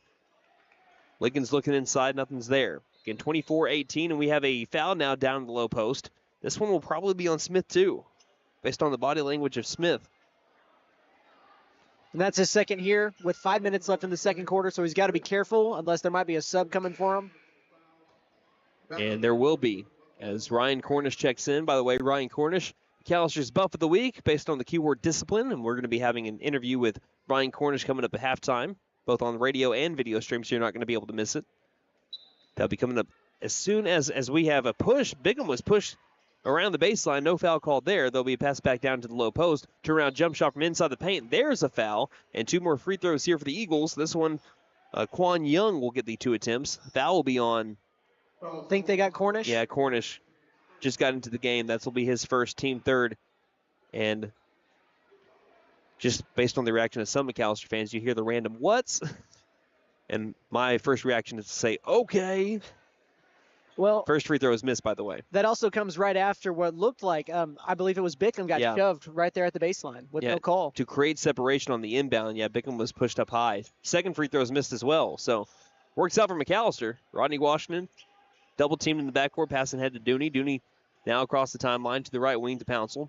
Feeding to a trailing Dooney, back straight away. That's his range. Washington, step back. About 3 feet, now 5 feet, now 6 feet from the three-point line. ISO ball right now for Washington. Passes left wing to Cornish. 4:33 left in the half to Pouncil, left wing. Pouncil sets and fires. Too strong with the three-point attempt. And McAlester still cold from the field collectively right now. It's still down only by 6. Washington can't get the steal on Crawford. Crawford gathers a rolling ball on the left wing and gives it now to Jackson, who will set up the offense between the circles. Jackson bounce pass right wing to Young. Young trying to drive on Pouncil. Pouncil being backed up, feeds it behind the backboard, back over to Jackson. Jackson now takes into the corner, now restarts his drive. In the paint, lost his glasses, and there'll be a foul called on McAlester again. And this one will be on Bickham. Just his first, I believe, but already the 4th team foul with over 4 minutes left in this first half. One thing is I've noticed, since every officiating crew is a little bit different, whether it be for McAlester or Edison has been consistent, is push-off. We haven't really seen an offensive foul yet, but we've seen a lot of arms be extended today. Here's an inbound low post, and there's a clear foul. There is going to be no question about that, as Cornish was the one charged with the foul. Could have easily been on Washington, too, as Washington leapt up high into the air and landed back down on Liggins. But the foul's on Cornish, and quickly, seemed like McAlester had one foul about a minute ago. All of a sudden, they had put the Eagles into the bonus. Liggins' first free throw is good. By the way, Davian Pouncil back to wearing number 5. I don't know why we've had that thing here so far, because Davian Pouncil, that's the 3rd time this season he's had to change his jersey. First time for Brandon Smith. Liggins can't make the second free throw. Caven Hill checked in for McAlester, as well as Alex Dooney, Ryan Cornish, Wesley Phillips, and Rodney Washington. McAlester trailing 25-18. Cornish saves the ball from going across the half-court line. Ball's knocked loose by a Jackson. Now it's being fought for in the corner, rolling around. It's a steal by the Eagles. 3:44 left in the half. Washington trying to get it back. They have to be sure not to foul. And Hill's got the steal after a poke from Washington. Washington 2-on-1 up for the right-handed layup. It's good. 25-20. McAlester pulls it back within 5. With the help from Rodney Washington, swiped it to Cornish for the steal in the corner. Passing to the other corner. Jackson, jab step to the top of the key to Maurice. Again, we have Maurice and Donald back on the floor together again. Maurice passes low post. Backing up his man to the high post. 2 is up by Young. He is fouled again. 2 more free throws here for Quan Young. This one will be on Alex Dooney. Fouls have been an issue here in the second quarter, as now believe this is free throw number 6 or 5 and 6 for Liggins coming up here in this quarter alone. 2 fouls on Edison, 5 on McAlester. First free throw is back ironed as Young too strong with the shot. Well, good news for McAlester, though. Yeah, the good news is that he's missing them, and that could be something you employ later on in this game, especially if this is a 1-2 possession game, maybe a hack-a-shack. Know who to foul. Again, the Edison Eagles, though, as a team, just 2 of 7. Back into the game is Pouncil, again wearing number 5 in for Cornish. Second free throw is made, so they split the trip to the line. Now 26-20, and Brandon Smith, again wearing number 2 again. I don't know if it was a situation of blood. If it is a situation of blood, why they have to change jerseys, man, give me the brand of that Tide stick or whatever you're using, because I can never get stains out of my shirt. Me either, my friend. 26-20. 3:12 left in the first half. Hill in the backcourt left alone. Pass to Dooney. Dooney quickly gets across the half-court line with a shovel pass to Pouncil. And there is a foul on the Eagles, number 5, Quan Young. That's only his first, team third. Foul on number 5, Quan Young, and his first personal from the Eagles. McAlester, since they went down 11-0, have been playing catch-up. Pouncil inbounds to Washington. Right now, chance if they can hit a 3, they'll pull it back within a possession for just the second time tonight. Here's a knock out of bounds looking for Smith along the left wing.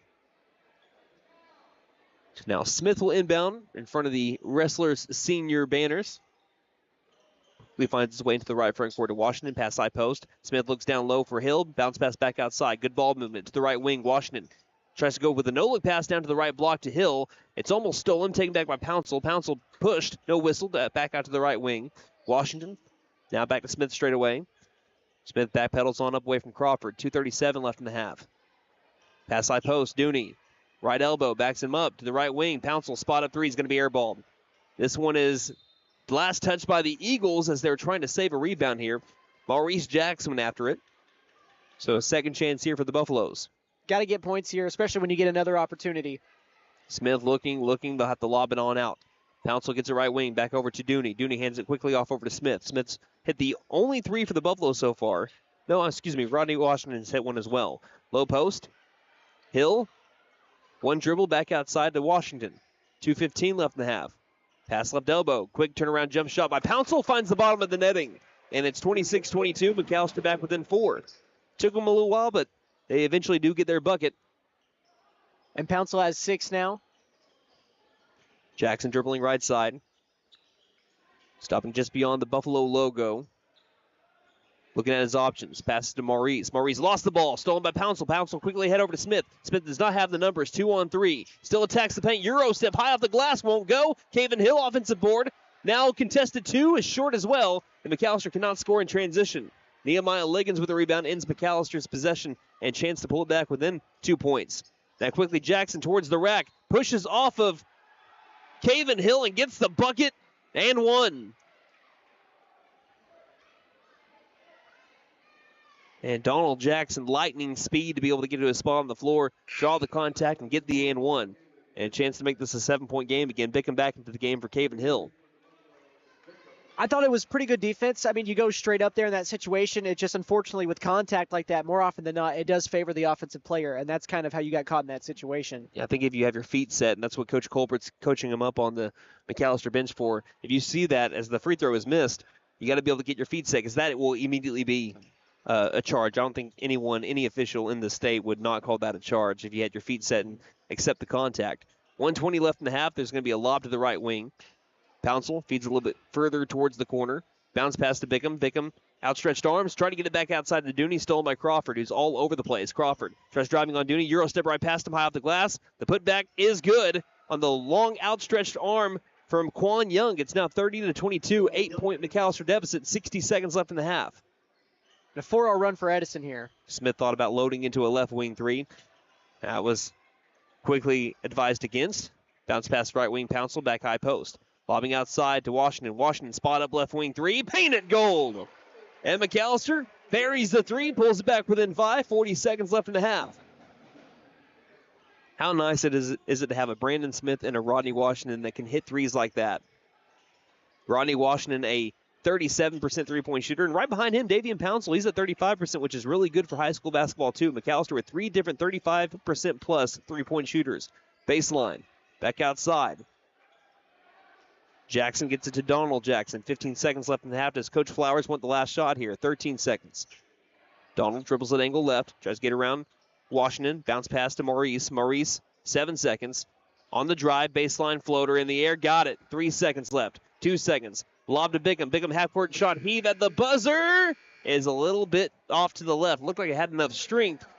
Just not enough accuracy. And that will be the end of the first half. The McAlester Buffaloes, despite going down early 11-0 in the first minute and a half, only trail by 7 to the Tulsa Edison Eagles at the break. But during this break, it's now time to look at our Buffalo Buff of the Week. McAlester basketball does this Buff of the Week. They did it at the end of last season. They're doing it once again at the end of this season, which leads to an interview with Ryan Cornish, our Buff of the Week for this week. We'll be back with our halftime stats here in just a moment on KNED. It's time for the McAlester Boys Basketball Buff of the Week. This week's Buff of the Week is junior Ryan Cornish. Ryan, why were you chosen as this week's Buff of the Week based on the keyword discipline? Well, I'm not the most athletic guy on the court or the most coordinated, but, Coach Junior just said that he wanted me, or he plays me just because, I'm always doing the right thing. He wants me to keep doing the right thing. And he doesn't want to put that much pressure on me by saying that. So just keep wording it to myself, like, just be myself and just always try to do the right thing. Of course, there's a lot of talent on this team, and for you to be chosen as the first Buff of the Week of the entire season, what does that mean to you? It means a lot, It instills a lot of trust that the coach has in me, and it builds my confidence up a lot for sure. What was your introduction to the sport of basketball? Just been playing it my whole life. The earliest things I remember is probably just going to Thunder games when I was a little kid, like Russell Westbrook and KD and all of them. When I was in 7th grade, I went to Frank, and then after that year, I moved to McAlester and joined the basketball team at Peterball. And then when I went to high school, Coach Will was still the coach, and I knew him from training when I was a little kid. And then when Coach Dooney moved here my sophomore year, I wasn't really, I got a lot better this offseason. I wasn't very good last year. And, I've just been steadily building my way up the rotation. What parts of your game have you been working on? Really just consistency. Like my jump shot, I'm still trying to build that up, but just staying consistent with it and getting stronger too. This team already one of the most successful boys basketball teams of the last 15 years, and you're doing it not loaded with a bunch of seniors. What do you think the potential is for this team? Oh, well, the sky's the limit, really. We only have 2 seniors on the team, but both the seniors are really great leaders. Alex and Wesley are both great leaders, and they set great examples for everyone on how to work hard and how to be right, talk to the refs right, and just how to, live your life the correct way. There was McAlester Boys Basketball Buff of the Week, Ryan Cornish. Ryan, thank you for stopping by, and once again, congratulations on being this week's Buff of the Week. Thank you.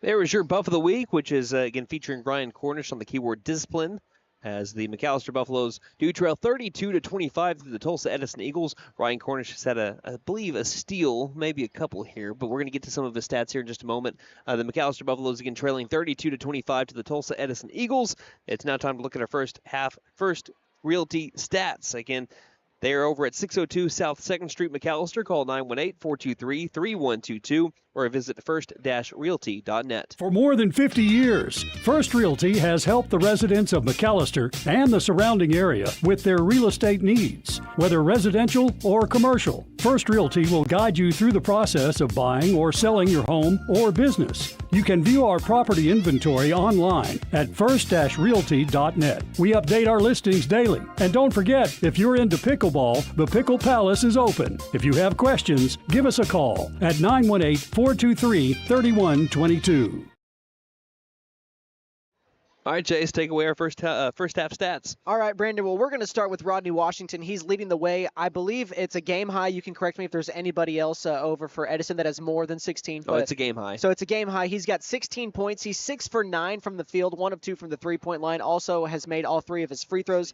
Davian Pouncil right behind him. He's got 6 points. He's 2 of 6 from the field. Hasn't knocked down a three-pointer yet. He's 0 for 2, but he's 2 for 2 from the free throw line. He's got 2 rebounds, 2 steals, 2 turnovers as well. But Rodney Washington also a rebound, 2 steals, and 2 blocks. And Brandon Smith, he's got 3 points. He's not shooting particularly well from the floor. He's 1 of 7 from the floor, and it was that three-pointer, as you've mentioned. He's got 1 of the 2 three-pointers for McAlester, and this one for Smith. He also has 2 rebounds. He has a steal, also has a turnover as well. And then for Devion Bickham, he hasn't scored, but he has 4 rebounds. Let's see, we also have Ryan Cornish. He's got 2 rebounds as well, and I do think there is a steal that I missed. I'll go ahead and give that to him here in a little bit. And then Caven Hill, he's got 1 offensive rebound. And that is the total for the box scores. And really quickly for the team side of it, McAlester shooting just 9 of 26, 35% from the floor, 2 of 7 from 3, which is good for 29%, but they're 5 of 5 from the free throw line. Conversely, Edison, they've knocked down 13 of 23 shots. That is well over a 50% clip at 57. They are 3 of 6 from deep at 50%, but they are just 3 of 9 from the free throw line, which has probably been the factor that's kept this game as close as it is here with them missing all those free throws. The rebounds are in favor of Edison, 14-10. They have 4 offensive rebounds to McAllister's 3 and 10 defensive rebounds to McAllister's 7. And then the foul game, it's pretty close, 8-7. McAlester has more, but for McAlester, they have 5 steals, and they also have 7 turnovers if you combine the steals for Tulsa Edison and the McAlester turnovers, but just 6 here total for Edison. So that's been the big difference between the two. But the thing that I really noticed is that it's been Rodney, Pouncil, and Brandon Smith. Those 3 have all 25 of your points. They're shooting 9 of 23 combined and 2 of 5 from 3 combined. Everybody else on the floor that's played is combined just 0 for 4 from the floor, and they've not shot any free throws or three-pointers as well. Or excuse me, no, I think that is correct. Or we have 1 three-pointer from Cornish, and that was the heave at the end of the first half. You could also throw Davion Bickham in there as well. So 2 3-pointers taken by everybody not named Rodney Washington, Pouncil, and Brandon Smith. So and those have asterisks too, because you. Yes, yeah. Those are both, I think, full court heaves. A lot of people in the NBA don't even take threes at the buzzer because they don't want to bring down their stats like that. But yeah, you're exactly right. And I think that's got to be a different outcome in the second half if they want to come away with this win. You're only down 7 when you've only gotten production from 3 guys points-wise. I do expect that to change in the second half. How much, though, we'll see. But they're going to need these other guys to step in and help here if they want to pull out this win. One thing that is really just flat-out noticeable to me, how many times do you see a team shooting 57%, their opposition shooting 35%, and it's only a 7-point game? And it was a 5-point game until about a 5-second baseline jumper made it a 7-point game. And McAllister's likely to be down by 7 despite shooting 22% worse. And that's where, we kind of had that sequence with all the missed free throws from Liggins, I believe, kind of helps stall the game a little bit, and that's what helps you get back into a game because they were down early, I believe, 11-2. I think that's their biggest deficit of the game. They made a little bit of a run. I believe it was a 14-7 run, I think was the biggest that it got, but they got it down to 4 points. Wasn't it 20, or was it 22-26, I think, at that point? It was a 2-point game at one point. It was like an 18-16 game, and then that's when they started to extend it. Yeah, I mean, Edison in the first minute and a half rushed out to an 11-0 lead, and then it wasn't until Davion Pouncil was able to get a 2 in transition to be able to finally cut into that. But despite the way that it started, McAllister lucky to be down by 7, and with the way that Rodney and Brandon can both score, and Davion Pouncil throw him in there as well, and Bickham's a post presence too. McAllister's got all the weapons to be able to come back in this game, but if they're going to do it, it's got to be taking care of the basketball, as you mentioned, and you got to be able to finish at the rim, which can be hard. Don't get me wrong, it can be hard, but it's going to have to be something that's going to need to be done, because right now what is making sense to me, and the reason why Tulsa Edison's field goal percentage is so much higher, they are finishing at the rim right now. They're doing well inside the paint. McAllister hasn't been able to score in the paint to the same efficiency, despite having a similar amount of attempts inside the paint. So even though we do know that McAllister can fire from outside, that won't become as open as they want it to be if McAllister's not going to be able to score from inside the lane. Yeah, and that's just a couple of things. And again, this is only a 7-point game, so it's not like we're at DEFCON 1 or anything. But you could get there if things continue to go the same way as they did offensively. But it's just basketball is one of those things, man. You can shoot 9 for 26 in the first half, and then you can go out and you can shoot well over 50%. It's a matter of it actually happening. And I think it does start with defense, which they played good defense tonight. But the turnovers, they have one more turnover compared to Edison. You're going to have to flip that as well. And as I've already mentioned, get some more production from somebody else but those 3. And you mentioned 2 key stats, 2 clean jerseys. 2 clean jerseys, yes. Yeah, Brandon Smith and Davion Pouncil back in their original jerseys. They were back to 5 and 2. But McAllister trailing 32-25 at the break. We'll take a 60-second break and return as McAllister tries to climb back from 7 down here on KNED. Patriot Chrysler Dodge Jeep and Ram in McAlester says to all Oklahomans, your voice and your dream to buy a new or used vehicle starts today at Patriot CDJR in McAlester. Take $17,000 off Ram 1500 trucks or get 0.9% financing for 72 months. Take $15,000 off 2,500 Bighorns. Together, we will make Oklahoma car buying great again. Patriot Chrysler Dodge Jeep and Ram in McAlester. Ram MSRP 57,605. Bighorn 76845.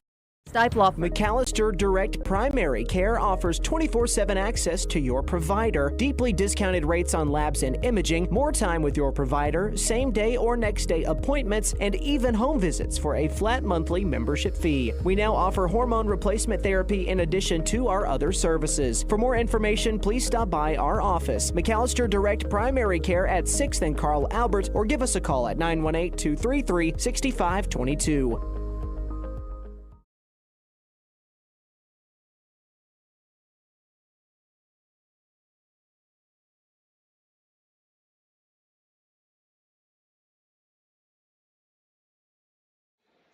We begin the third quarter of action. McAllister's going to hope that the left side of the half-court line was a little bit more favorable than them to the right. So maybe something about the left side of the half-court line because, again, Edison was 57% from that side of the floor. Now they're switching sides. Edison on the right side, currently with the basketball. On the floor for McAllister is Smith, Pouncil, Dooney, Bickham, and Washington. Jed Crawford between the rings for the Edison Eagles. He'll dribble left side.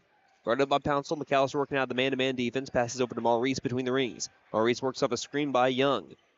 The pass left side to Thomason. Thomason didn't play a lot of the second quarter despite really feasting on McAllister's defense in the first. Donald dribbles right wing, lobs down low post. Young is going to run over Dooney. Dooney's going to be the one charged with the foul here unless it was a quick swipe by. Yeah, it's going to be on Dooney. That is also kind of big because that would have been Brandon Smith's third. I was about to say, unless Smith made a swipe, that'll be Dooney's second personal. Inbound to the feet of Thompson. He'll take a long two and miss it. And offensive board, blocked shot by Rodney Washington off of Young, out of bounds. That's going to be Washington's third block of the game. But again, Washington, even though he had the block, he's more upset that, hey, we have three guys on one, and somehow he got the rebound. We got to be able to have better communication and end these possessions. 32-25, McAlester trailing by 7, 60 seconds into the third quarter. Dooney kind of left alone, passed it left wing, further into the quarter to Washington. Washington straight away to Bickham, reversing direction out of the corner. Smith lobs high post, right elbow two by Pouncil, won't go. Tries to fight for his own rebound, gets his hands in on it, and McAlester will keep the possession. Jump ball, possession arrow favors the Buffaloes, so now a baseline inbound here for Smith and the Buffs. Here's another second chance opportunity here, and need to capitalize on it. Smith, the left of the glass, looks, lobs, high post to Bickham. Bickham takes it outside the three-point line, now starts his drive, right side of the lane, up towards the cup. He can't score, but he'll go to the line. This trip to the charity stripe brought to you by Big V Feed Center for your animals' needs, plus winter feed booking prices. Call 918-426-1951. Davion Bickham at the free throw line. A 55% free throw shooter on the season. His first one's in the air and no good. You know, against Ada, he used one hand. He went back to using two hands there. Again, he does have, looks like some tape or maybe a wrist guard or something on the left wrist. But he made two free throws in a row using only one hand. He does a quick free throw this time, not even thinking about it. Gets it, but he is kind of waving off some pain with the left wrist area. So that might be something to look at in the second half. Again, he was showing some pain with that left wrist. As Brandon Smith nearly gets a steal here. Buffaloes now trail 32-26. 6:25 left in the third. Donald Jackson guarded up by Dooney. Crosses over Dooney to the high post. Pulls up, free throw line jumper. Got it right down the barrel. 34-26. 14-25 from the floor are the Eagles so far. Just shooting at an insane clip. He's shifty. Washington left wing three is strong and rebounded by the Eagles again. McAlester goes one and done. Jed Crawford quickly down the floor. Kicks it into the corner. Deep corner three by Jackson. Almost goes. Rebounded by Washington, left alone. He's like, I'm not usually left alone. Passes the right wing. Smith. 5:55 left in the third. Smith drives in, gets a shot blocked. Bickham gets the offensive board, tries to gather it along the near sideline, lobs it back over to Smith. It's a soft pass, but that's retrieved by Smith. Smith is now fouled as he tried getting his way back towards the lane. Foul will be on Maurice Jackson. Can you remind me who got the rebound off the block shot? Bickham. Okay, got that right. Just making sure. 5:45 left in the third. Smith gets the whistle. We'll lob it out over to Washington. Again, he's perfect on 50-50 balls. Lobbing down inside. Bickham wasn't ready for the pass from Washington, and it will sail out of bounds. Turnover on McAlester. Ball back to the Eagles, up by 8 on the Buffs, 34-26. So far to begin the third quarter, low scoring for both of our teams. Just 2-0 here, I believe. A 2-1. I think Bickham made one of the two free throws here. Jackson feeds right wing to Jackson. Maurice looks inside. Pass now on a skip to the high post. Pumped by Young. Excuse me, that's Liggins. Liggins back outside, back over to Maurice. Maurice to Donald. Just on the edge of the circle. Dooney inching closer towards Donald, but Donald was able to cross over Dooney the last time. Bounce pass near corner to Maurice. He'll shuffle to the left, take a three, and miss the three. And the rebound now by Pouncil. Same guys as they were fighting with Brandon Smith. Now head over to Washington. Washington stops far sideline. Less than 5 minutes left in the third. Washington tries driving. Mid-range area. Up for two. Got it. Maybe could have had an and one there too, but Rodney Washington now with 18 points. That's 18 out of the 28 for the Buffaloes, as now the black and gold trail by 6. I think they've got to get more of that from him. I know that they're trying to move the ball around, but he's one of the better, if not the best, offensive player on the floor from McAlester. Straightaway three by Jackson. Banks in. And anytime you see those, you just take a side. The bank is open with 8:26 left. 8:26 in the afternoon. I guess you can say at night at this point on a Friday night at McAlester. Rodney Washington, right wing, tries to cross over Jackson. Muscles his way to the low post and finishes. And Rodney Washington is not playing around. 37-30. He's got 20 points now. 4:13 left in the third. Driving in, Donald Jackson trying to get those two back. Too hard off the glass. Rebounded by Smith. And now Smith has numbers. 3-on-3 now. Pass ahead over to Bickham. Bickham towards the rack and will score with the right hand. 37-32. McAlester back within 5 with the beat of the drum from the pride of McAlester. Quick 4-0 run the other way makes it a 5-point game. 3:55, Donald Jackson, far sideline. You know, these two teams remind me so much of each other, as Bickham nearly with a steal, just the way that they move here. Bickham knocked it off over Liggins. Out of bounds, McAlester basketball back with 3:48 left in the third. Cade French will check in for Davian Pouncil, and Wesley Phillips now in for Bickham. Thank you, sir. 37-32. Smith gets the inbound, steps into a left wing three, and it's a little strong. Looked good. He was feeling it, but just a little bit too strong for Brandon Smith. Still a 5-point McAlester deficit. And they're able to get it to an 18-16 game at one point, but since then, Eagles have been able to keep on expanding their lead. Liggins down the low post. Traveled, missed the shot. French climbs in for the rebound, and French gets ahead over to Smith. Smith 1-on-3. Still drives towards the low post. 2 is up and blocked out of bounds. They'll stay with McAlester. I don't know how. I know they didn't score. I don't know how they got away with that down on the other side. Yeah. It looked like a clear travel. All's well that ends well. Hey, you're not wrong. Brandon Smith will inbound it here for the Buffaloes right at the backboard. They'll lob it out over to Washington quickly. Washington will try driving again towards the paint. 2 is up. Block shot on Washington. Offensive board, Wesley Phillips. Back outside. Tries passing to the right wing. Stolen by Crawford. Crawford with plenty of speed. Finishes on the other side of the half-court line to make it 39-32. They had a wide-open Brandon Smith. Just intercepted by Jet Crawford. That's the 4th block, by the way, for Tulsa Edison. Washington right between the circles. Steps up to the three-point line. Tries driving, left of the lane, lost it on the way up, gathers it back on top of an Eagle, back out near corner. Hill for 3, too strong. French gets another rebound, and French is fouled up high. Look at Cade French getting a couple of big-time rebounds. Cade French on the season at 1.2 rebounds per game. He already has 2 coming off the bench here in the last 45 seconds. So French, good minutes there for him as he will step out. Back into the game, Devion Bickham.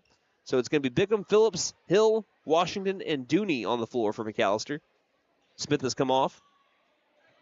Dooney lobs in, high post. Hill retrieves. Hill outside to Bickham. Back to Washington. Offense is reset. Washington drives again. Was fouled on the way up. Watch out, Mrs. Collier. And he's got a big smile saying that could have been a whole lot worse. Yeah, she's holding a camera that I can assure you is not cheap.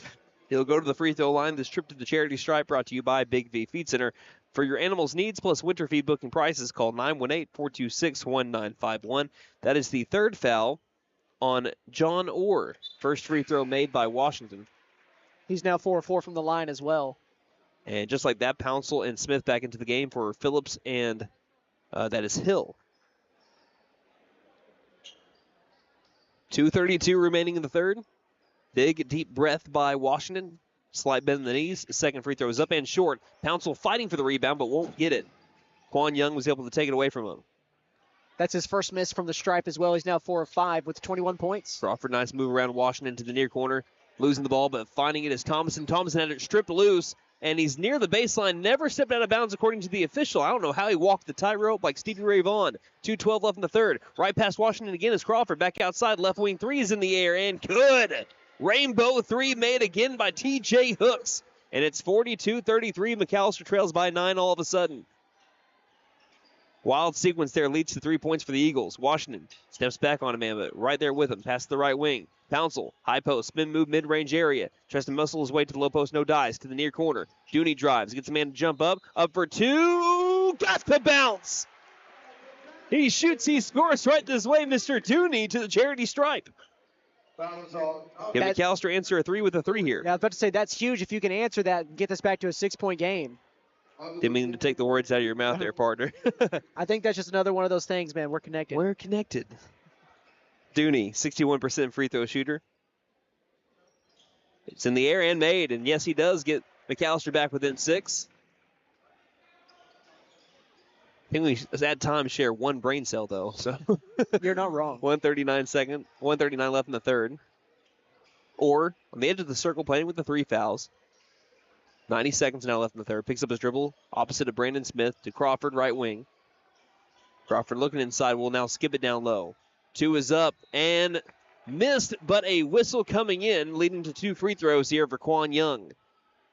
Considering the mismatch there, again, Quan Young has a pretty significant height advantage over Alex Dooney. Alex Dooney held his ground, but a little bit too much contact. That'll draw his third foul, and that'll be the second one on the Buffaloes here in the third quarter. By the way, McAlester is in the bonus for the remainder of the third with 1:23 left in it. And this is the one area where the Eagles struggled in the first half. Young's first free throw is back iron. I don't know how they were so good from the field at 57%, and they have been so rough at the free throw line, 3 of 10. And I'm loving the tuba for the pride of McAlester. I think a lot of it also is they're getting a lot of shots right at the rim, a lot of layups. That's right.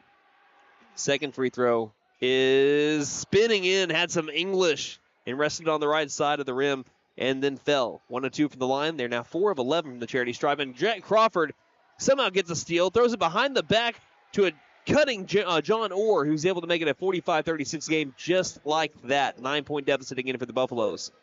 And they once again, Crawford nearly with a steal. Pouncil takes it back, throws ahead to Bickham. Bickham 1-on-2, doesn't have the numbers, floats it on up, airballed it. Washington saved it and threw it off of an Eagle with 57 seconds left in the third.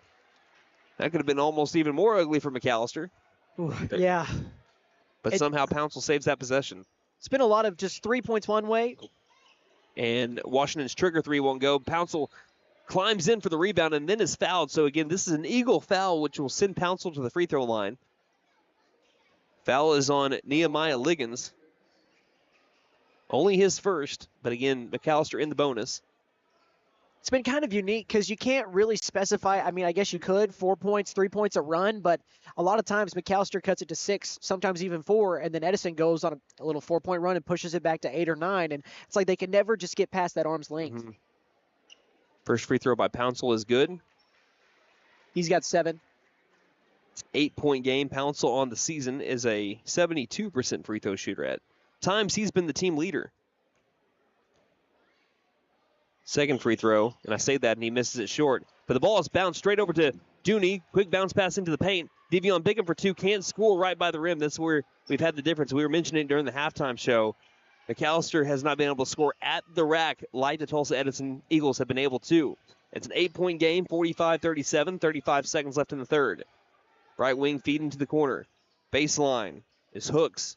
Hooks still keeping the ball, guarded by Pouncil. Dribbles himself to the left front court. He's the one that made that high arcing three about a minute and a half ago. Crawford, 20 seconds. Lost it. Stolen away by Bickham. Bickham one-on-one to the other side with the right hand. Can't score in transition. What were we just saying? Going the other way. Tripped up by Dooney. That's his 4th foul, and he gets it with, this is the hard part, 10 seconds left in the third. I guess Cade French is going to have to come in. The one good thing about that is that you're not over the foul limit. And maybe that just kind of stops what could have been, a transition bucket. I'm just trying to find the bright side there because it's tough for him to pick up his 4th foul with a whole quarter still to go. The good news is Bickham coming out, and he's upset with himself that he didn't finish the last couple of possessions, but the hustle's there, man. Left wing, Crawford guarded by Washington. Pass inside, low post, 2 is up. Young missed the shot, good post defense by Pouncil, and that will be the end of the third quarter.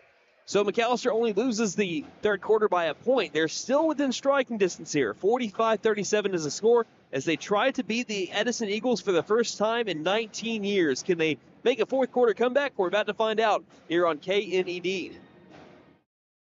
Stipe Law Firm, your first call when the unthinkable strikes for over 80 years. We focus on wrongful death, personal injury, truck and oil field accidents, insurance bad faith, probate, end-of-life preparation, and Social Security disability claims. We are here to advocate for you in all of your legal needs. We are a full-service law firm with over a century of experience representing Oklahomans across the state, professionally and discreetly. We win our cases in courtrooms, not on social media. Call today, 918-423-0421, or go online to stipelaw.com.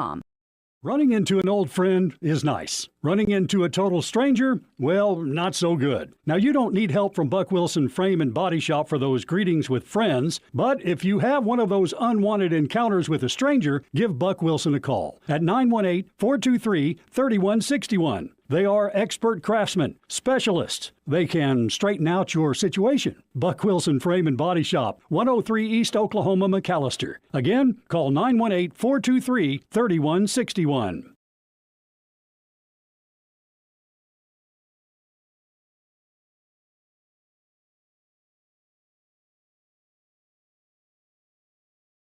You're joining us in the middle of action. 9 seconds into the fourth quarter. The McAlester Buffaloes trailing 45-37 to the Tulsa Edison Eagles that have led this one so far wire to wire. Here's their left elbow floater by Jet Crawford, and he's impressed me. It's now a 10-point lead here for the Edison Eagles, 47-37. McAlester needs to be able to score at an efficiency they haven't been able to do so yet through the first three quarters. Brandon Smith left wing. Brandon Smith on the drive, Euro step, floater, drew contact, no whistle, offensive rebound by Davian Pouncil, and he puts it back in with the putback. 47-39, that's something McAlester really wasn't able to do very well in the middle quarters, is be able to score when they get offensive boards. Down the low post, there's a foul called. Got to be on Cade French, and it will be. Already a quick foul here on McAlester. 2 more free throws coming up for the Edison Eagles. And Quan Young is taking, if I'm just spitballing here, 90% of the free throws. He's been their post presence. Free throws 12 and 11 coming up here for Edison. McAlester, they've shot 12 of their own. First free throw is good. Something that's surprising to me so far is the way that McAlester shot the 3 ball today. Only 2 of 11, and McAlester doesn't live or die by the 3, but obviously they beat the good teams that they played because they shoot the 3 ball well. Second free throw is back iron. Bounced off of Phillips, rebounded by Rodney Washington, who could not handle the ball. Have a foul or? Was it an over and back? Timeout called? No official signal. I've not seen one. What's the call? Why did we stop play? Well, I have no idea why we stopped play. That there should not have been a stoppage. There's no timeout called. I'm not sure. Anyway, high post, back outside, top of the key, back out left wing. Jackson tries swinging it to the far corner, and there will be a foul called on the Buffaloes here. This one will be on Davian Pouncil. Just his first, team second though on the Buffs, who trail the Eagles by 9 with 7:01 left in the game. That is 2 already, though, here in the first just minute of this fourth quarter. So got to be careful here with your hands. Young into the front court to Jackson. Jackson will hand it off now over to Hook, still in the front court by the circle. Now takes it straight down the middle. Floater up from the free throw line. They have been so good from the paint. 50-39. 20 of 36 from the floor. 11-point McAlester deficits. They're tied for the largest deficit of the game. That was back when they had an 11-0 lead to start off the game. And really, since that moment, McAllister's been playing even with them. It's just that you can't get out to a slow start like that. Washington driving in again, fouled hard, and he'll go to the free throw line. And when Washington got up, he had something to say. He did. He looked back down over at Orr. Yeah, as you mentioned, he had him on skates, slipping backwards on that crossover. That's Orr's 4th personal. First team on the Eagles here with 6:28 left in the game. But something I mentioned earlier, this is your friend when you're down by double digits. Not when you miss them, though. But free throws, they can be huge for you when you're trailing late in the game. This trip to the free throw line brought to you by Big V Feed Center. For your animals' needs plus winter feed booking prices, call 918-426-1951. Doesn't it always happen like that? You just talk about something like that, and then immediately you have a missed free throw. Or it's the announcer jinx, man. It is the announcer jinx. It's alive and well. 50-40, McAlester trailing the Tulsa Edison Eagles. McAlester upping the pressure here. Here's a bounce pass down low. Quan Young gathers the ball, almost had it stolen by Dooney, but is able to score from the low post. And it's again 52-40. Quan Young with 11 points. Down low, Davian Pouncil muscles his way towards the basket. He can't score, and there'll be a travel down in the low post after a rebound by the Eagles. It was Young that had the rebound, but traveled on his way back down to earth. Smith will inbound. McAlster's got to make this best chance of their second chance here. And there'll be an offensive foul called on the Buffaloes. I think it's going to be on Bickham, and it will be on him. It might have been the moving screen. Fouls have also played a big part here in this one. McAlester has been called for 4 more fouls, 16-12. Only Bickham's second personal foul, though, so he's been doing a good job of trying to stay out of foul trouble. That's McAllister's 13th foul, though. And here's a unforced turnover on the Eagles as Bickham applied pressure on TJ Hooks. Also something of note that I actually didn't notice, but Dooney's back in with those 4 fouls. It's really do or die time for the Buffaloes when you've been trailing by no more than 5 points. Again, here's a ball that went just right through the legs of Pouncil. Pouncil couldn't handle it. Stolen again by the Eagles. One-on-one, down in the low post. Quan Young, excellent spin move right past Brandon Smith, and it's a game-high 14-point deficit for McAlester as the Eagles are trying to pull away from the Buffs. Left wing three. Washington says, can't hit the three-pointer as it's off the back iron. Boy, it looked good until the very end. Jackson saves the ball. Dooney is able to steal it down the backcourt. Throws ahead to Pouncil. Pouncil 3-on-3. Pouncil jump stop in the paint. Floater up. Can't get it. Bounces off his head down to the low post. Again, McAlester just not scoring in the paint as we have a timeout called while the Eagles still have possession by head coach Creed Flowers. 5:11 left in the game. McAlester down 54-40 to the Tulsa Edison Eagles here in district play on KNED. Now we celebrate. Hey guys, it's Sam from Sam Wampler's Freedom Ford in McAlester and Eufaula. From now until the end of January, we are celebrating 10 years of serving and being a part of your community. We'll be running some of our biggest sales and service specials ever, so if you need a vehicle for the family, a truck for your business, or some economical transportation, we have it for you. So come make it happen at Sam Wampler's Freedom Ford in McAlester and Eufaula at our 10-year anniversary sale.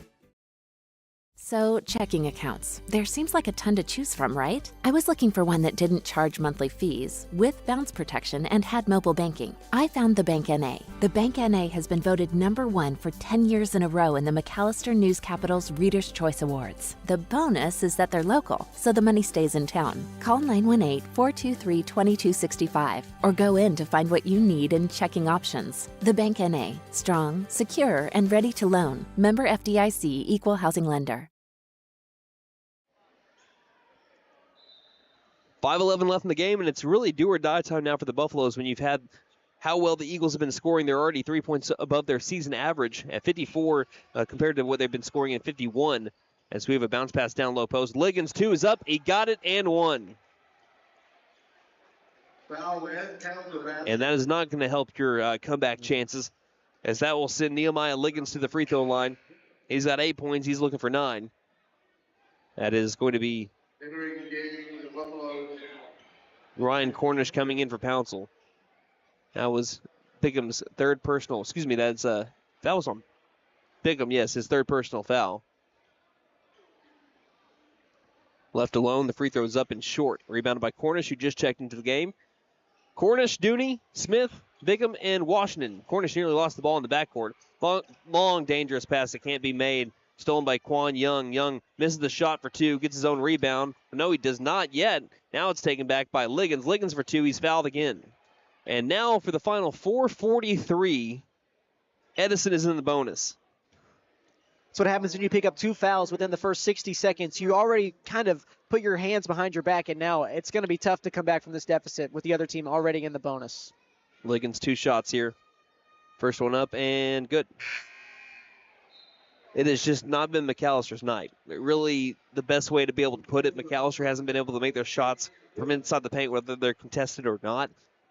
Eagles have shot at a high efficiency the entire game. The funny thing is, too, is that the free throw battle is being won by McAlester. Edison is 6 of 15 from the line. McAllister's 10 of 14, but yet they're almost down 20. Second free throw is missed. Continuing to struggle at the line are the Edison Eagles. McAllister, too many long passes, though, when they're trying to beat this press. That's what led to that last steal by the Eagles. Washington right wing, McAllister down by 17. Again, they were down by 20 to the Will Rogers Ropers about, January 3rd, and they were able to make that a 2-point game with a chance to win it earlier. Brandon Smith cannot hit the 3 if McAllister's going to win this game, as they do get the benefit of the call here to be able to get a second chance as the ball got knocked out of bounds off the Eagle. If they're going to come back in this game, their 3 ball has got to start to fall. Because right now they are 2 of 13 for 15%. And 14 of 47 from the floor. Inbound to Washington, left wing. McAllister made 2 3-pointers in the first quarter, has not made one since. Washington trying to cross over his defender, gets to the baseline, up for 2. No call there on a lot of contact, and Washington throws off his headband in disgust, and there's a ball that's out of bounds. They're going to say last touch by Bickham as he was trying to wrestle it away from the Eagles. I don't blame Washington one bit for being frustrated with not getting to go to the free throw line. This was the same problem we had with him over at Broken Bow on Monday. Just because he is going to drive often does not mean that, I want to make sure that you can continue to have the play go, and you don't want to like slow the ball, game a whole bunch. As here's a right wing three that's missed, rebounded by Smith. But at the same time, a foul's a foul's a foul. You got to be able to call it, even if you're going to go to the line often. Brandon Smith, coast to coast. There's the foul and one. Brandon Smith was able to take the rebound and go from sea to shining sea to be able to make it now a 15-point game, trying to pull it back within 15. Brandon Smith now up to 9 points. This trip to the free throw line, again, brought to you by Big Feed Center. For your animals' needs plus winter feed booking prices, 918-426-1951. It's been tough sledding for the Buffaloes in terms of just getting to the line. I know we talked about it. It seems like there's been a lot of contact both ways, with majority of the calls going one. And so now with the score being what it is, that's a huge lift up, especially if he can get the 3 points the old-fashioned way. Smith can do so. He's now into double digits. That's a 14-point game. But again, just going back to the Rodney Washington thing, I know he's going to drive often, but again, if he gets fouled on the way up, I mean, even if it's going to be a lot of free throws, I know you don't want to call a bunch of free throws. You still got to be called there. This is a nice swipe by Dooney, stolen by Bickham. 14-point lead for the Eagles. McAlester now trying to claw their way back in. Pass baseline. Pouncil forces his man to go up, misses the shot, and there's a late whistle coming in, which will benefit McAlester, but Pouncil will go to the free throw line for 2 attempts here. I think they heard you. They might have. Something or heard us. That was an extremely late call. I mean, nonetheless, they made the call. But I'm sure Rodney, and that's the only thing I'm thinking of, Rodney's probably at the half-court line thinking, man, that's why he threw his headband earlier, is just because he's like, man, I've driven like 3 or 4 times, and I just can't get to the line. First free throw is made by Pouncil, and now McAlester has 3 different players in double digits. And quietly, a 4-0 run here, possibly 5. Pouncil's second attempt, it will be. And you're looking at a 12-point deficit for McAlester, slowly but surely getting back into this game, and it's been by forcing some turnovers on the Edison Eagles, trying to give them a taste of their own medicine here, playing fast defensively. Crawford in the backcourt in trouble, gets it across over to Maurice. Maurice shovel pass into the corner. Liggins back out to Crawford. Crawford will hook past the left wing to Maurice into the corner. Three-pointer is up. It's a big one. It's short. Need the board. Don't get it. Offensive rebound by Liggins. Back outside. Crawford. But right wing three is blocked by Washington. Ahead to Smith. Smith 2-on-2 towards the cup. Tough 2 won't go, but he's fouled. And 2 more free throws here for the Buffaloes. More free throws gives you more chances to score with the clock stopped. Again, time is not your friend right now, but when you can do stuff like this, it just makes it so much easier on you. And Coach Dooney wants a timeout. 2:54 left in the game. The Eagles lead the Buffaloes 57-45. You're listening to McAlester Buffalo basketball here on KNED. At Fenton Nissan, we keep you moving with our wide selection of pre-owned vehicles. Every pre-owned vehicle receives a 126-point inspection. We have close relationships with over 20 financial institutions to keep you moving in a new-to-you vehicle of your dreams. Visit Fenton Nissan for a great selection of pre-owned vehicles, great trade-in values, and the best deal. Don't forget to tell them Morgan sent ya. Fenton Nissan is your best deal dealer. Shop us online now at FentonNissan.com. When winter winds blow icy and rare, McAlester knows Freeze and Flare's always there. From frosty nights to winter's chill, we'll keep you warm with expert skill. Heat pumps, furnaces, service that's fair, don't despair. Call Freeze and Flare Heat and Air. Mechanical license number 0014445. We're licensed, bonded, and insured.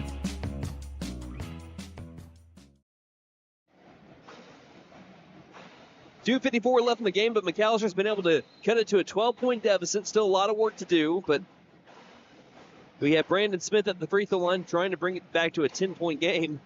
Edison was wanting to inbound, but again, Coach Dooney called a timeout. He has, well, I know he doesn't have all 5 left, and the Eagles just have 1, but Dooney just used his first timeout. Here's the first free throw, and it's made. Did they call it? Did he call the timeout? Wow, that's the truth. So Creed Flowers of Edison called the timeout. He has only 1 left. Coach Dooney has all 5 timeouts left. I thought it was crazy there for a second. Smith's second free throw is good as well as it rattles the rim, and it's now a 10-point deficit for McAlester. In the backcourt, getting across Washington and down the far sideline is Hooks. Hooks into the corner, Thompson. Thompson down low for Liggins. Liggins, two-handed slam off the right block, and quickly the Eagles get 2 points back, 59-47. Smith drives on Thompson. Thompson is going to be scored on by Brandon Smith. Right back goes Deuce, 59-49. Maurice, baseline, down the near sideline. Picks up, throws to Thompson. Thompson leaping for the ball in the corner. Down low. 2-pointers blocked by Brandon Smith. Straight to Washington. Rodney down the far sideline. 2:20 left in the game. Down by 10. Rodney towards the rack with the right hand. Can't get the roll. Almost traveled. Rebounded by Thompson. They'll feed to the far sideline. Head back over to Thompson. Now 2-on-2. Feeds it down inside. Liggins will be fouled on the floor. Won't matter. That's still 2 free throws here for the Eagles. Foul be on Rodney Washington. That'll be his first personal. Since, again, it won't matter since they are in the bonus. They've been in the bonus since like 5 minutes left in the fourth quarter. Yeah. Nehemiah Liggins at the charity stripe. First free throw is up and good. You mentioned it all the way back in the second quarter when they were at 1 point 3 of 10 from the free throw line. At some point, you might feel good about your chances down the line if you have to foul them, and that's how you can stop the clock. Either way, though, Liggins does make both of his free throw attempts. It's now 61-49. Smith, a little soft bounce pass, finds his way to Bickham. Now back ahead over to Smith. Smith just outside the three-point line, left wing. Under 2 minutes left. McAlester down by 12. Smith on the drive, lob out, tipped. That could be it. Stolen by Liggins ahead to Jackson. Jackson's going to be fouled by Alex Dooney on the shot when it looked like he got all ball. And that'll be Dooney's 5th, and he will be out of the game. And Coach Dooney's wanting an explanation. I really don't know. That's hard to be able to call a foul from that angle, too. Maurice Jackson will go to the charity stripe. But that is Dooney's 5th. I don't think he can really believe it either. He's still on the floor. We'll see. Maybe they're just waiting for after the first shot. Yeah, Caven Hill is going to come in for him. Yeah, but Alex Dooney just can't believe the call.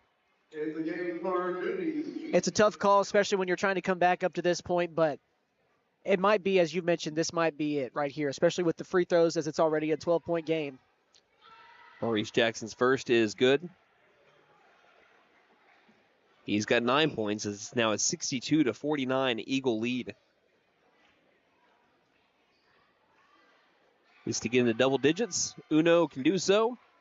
And it's now a 14-point deficit. So if you're down by 14, you got a minute 45 left. Every possession matters, but especially this one, and they throw it away. Liggins with the steal. Liggins for the emphatic right-handed slam, and that will be the cherry on top here for the Eagles, 65-49. Pouncil passes to the circle. Bickham finds Smith, far corner, trigger three on the way, no good. Coming back and slamming it, though, it's Rodney Washington.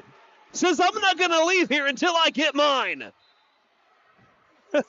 Rodney Washington, still a little bit of a show for the home crowd. 1:23 left in the game, 65-51. Buffaloes trail by 14, and we will take a quick 30-second break and be back here on KNED.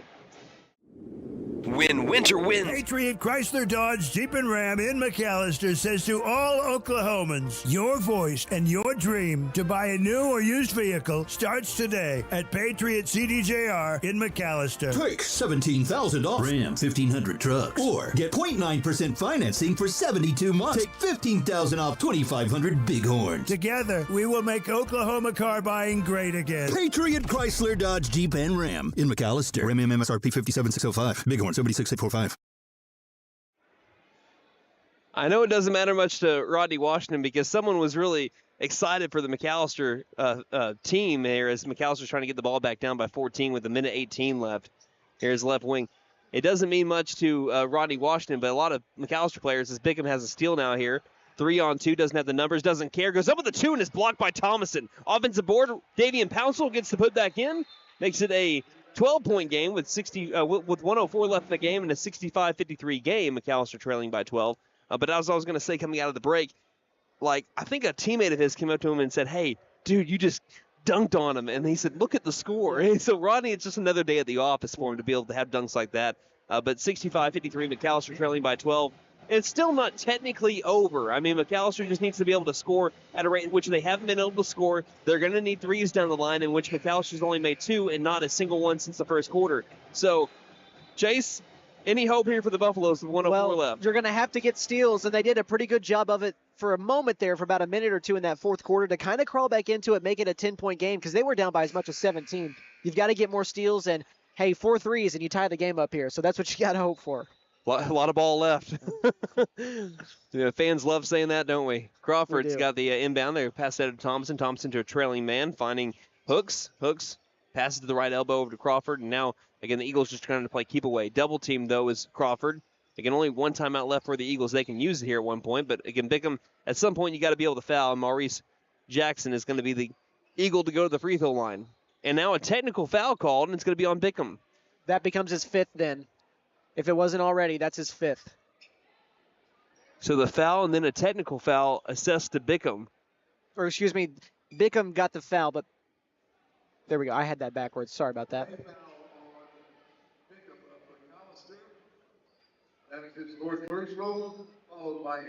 Yeah. Okay, so I had that right. Yeah, he had the 4th foul, and then the technical foul gives him his 5th. I stopped for a second thinking maybe Pouncil had the foul, but they're both on Bickham, so he is done. Do they do a double technical? It's a double technical. A double technical. Maurice Jackson's getting a technical as well.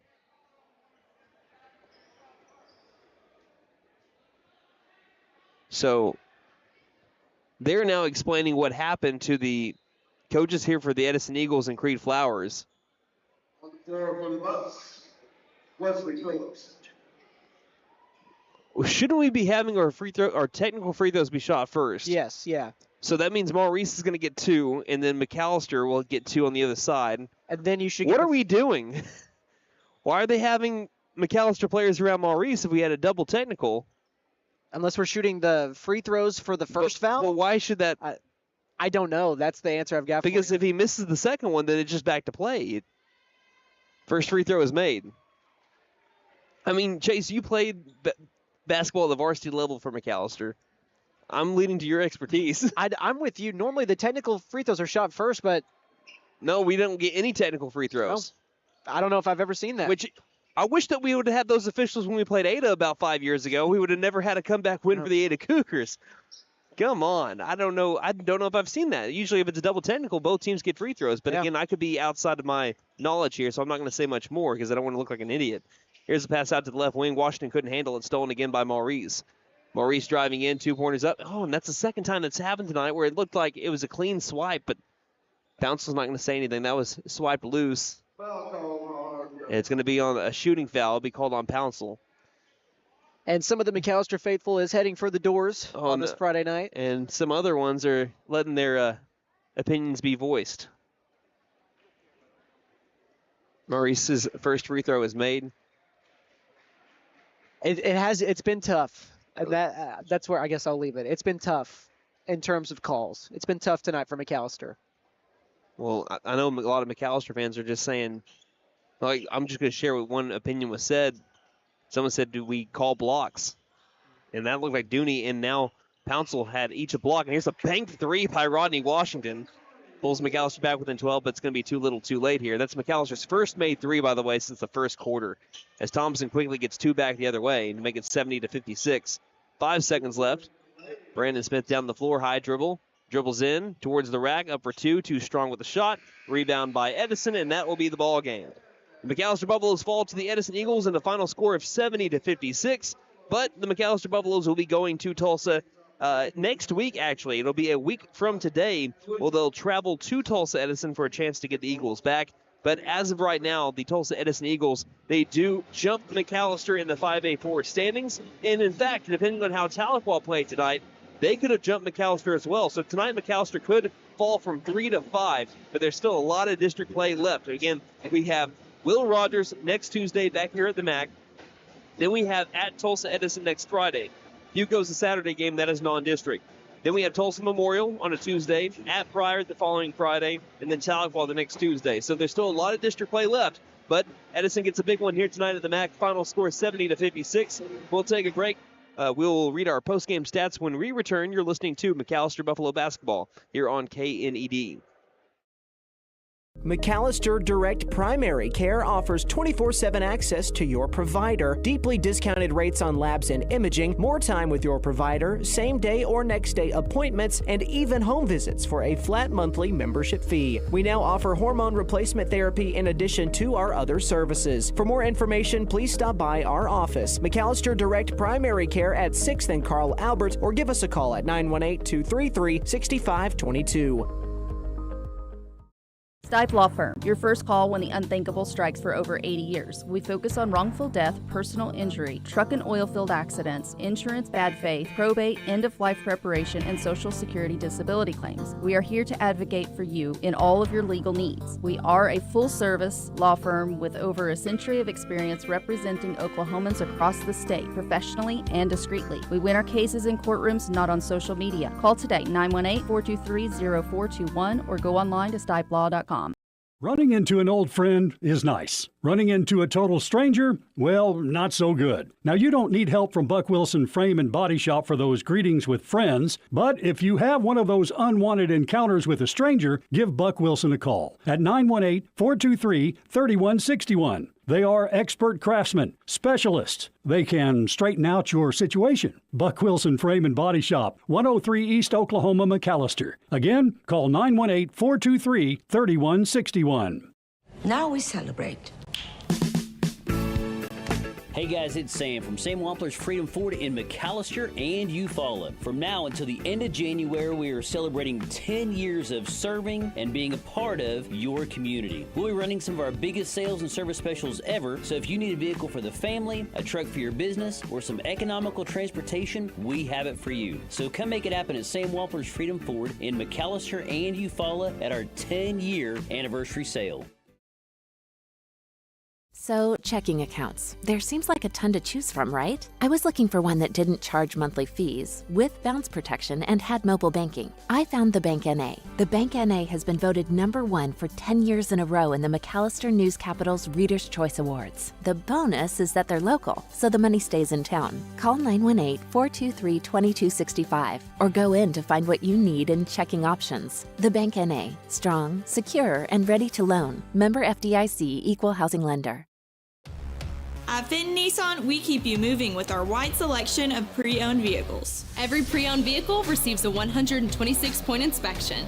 We have close relationships with over 20 financial institutions to keep you moving in a new-to-you vehicle of your dreams. Visit Fenton Nissan for a great selection of pre-owned vehicles, great trade-in values, and the best deal. Don't forget to tell them Morgan sent ya. Fenton Nissan is your best deal dealer. Shop us online now at Fenton Nissan.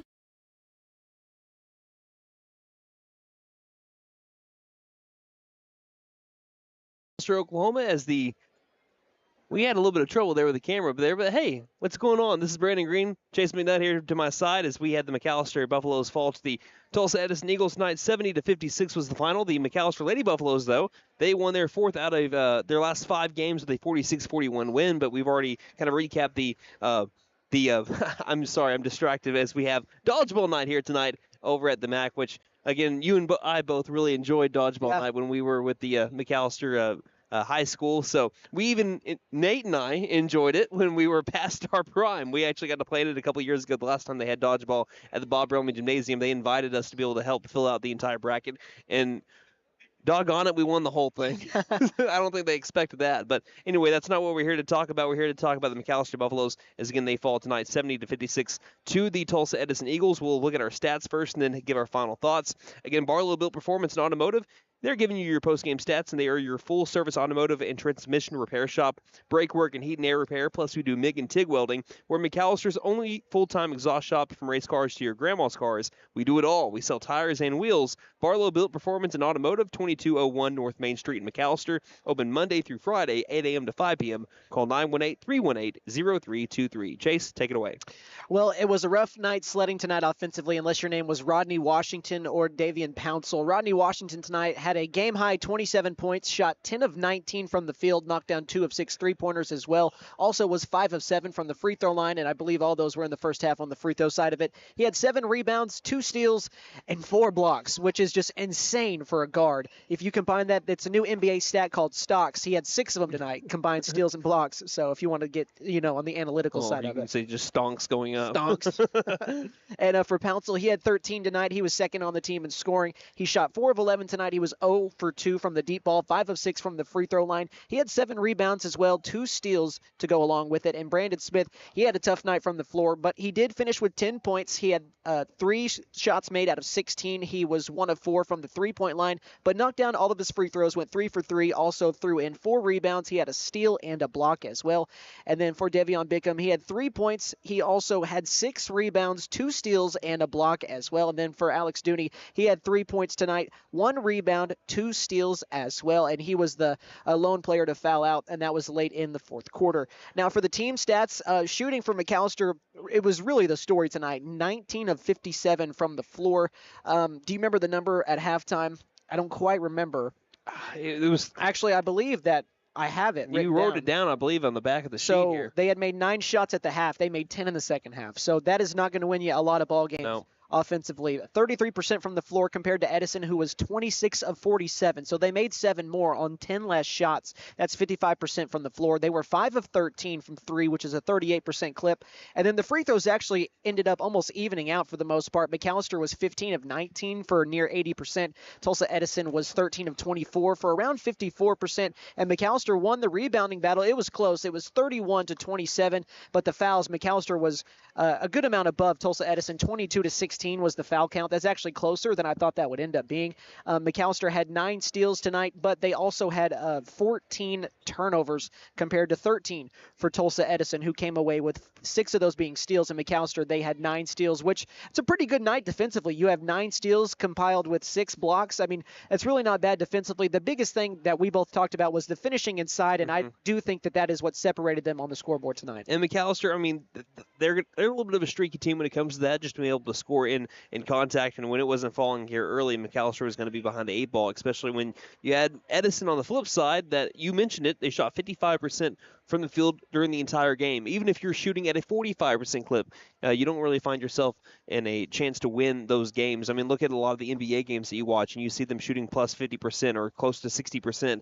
Usually those are the teams that win, and they win by double digits, and that's what happened tonight. The McAlester Buffaloes fall of a score of a 70 to 56, a 14-point difference. But there's a lot of the good things to take also from tonight. McAlester was able to stay in this game despite shooting so poorly. Yeah. Their defensive efforts were still really good. They were able to out-rebound Edison, where they were not doing very well at rebounding the ball in the first quarter and a half. A lot of one-and-done possessions for the McAlester Buffaloes. So there's things to be able to take away from this, but all in all, Chase, your final thoughts, and we will enjoy a little bit of dodgeball while we get set up. Well, I would love to be invited back, even though the boys are 0-2 when I'm here with you guys. So we'll see if you guys change your mind on that. I think that the Buffaloes are shooting like a combined 29%. Yeah. Maybe it's me. Maybe I'm Taylor Swift. I'm the problem. It's me. But, it was a tough game for them starting out the way that it did, but for them to climb back, make it a 2-point game, they never went away. They were down by as much as 17 in the fourth, but they still were able to get it back to at least a 10-point game. They never quit fighting. It's just one of those nights where the ball didn't fall your way, and that's just basketball sometimes. I don't think this is anything to be deterred about. This is some of the best basketball we've seen from the boys' side in years, and I think that it's going to continue to be exciting as the season goes on. And I mentioned this to Nate back on Monday, or maybe it was Tuesday, but the time that McAlester went to the state tournament, the last time McAlester made it to the state tournament was back in 05-06. They finished off their season with 15 wins. McAlester already with 10. Yeah. I'm not saying that that's a done deal. It's going to happen because McAllister's had winning seasons, and they've had 15 wins before where they did not make the state tournament. But I think that if you can find your rhythm and you find McAlester on nights where what we had on Tuesday night against Ada, or maybe a lot during the Bridge Creek tournament, and you find shooting nights like that, and that's what they get to, and they get hot down the stretch, they can beat really any team in the state, and they've kind of proven that too. But the last thing I want from you is, what were your favorite memories from dodgeball back in the day?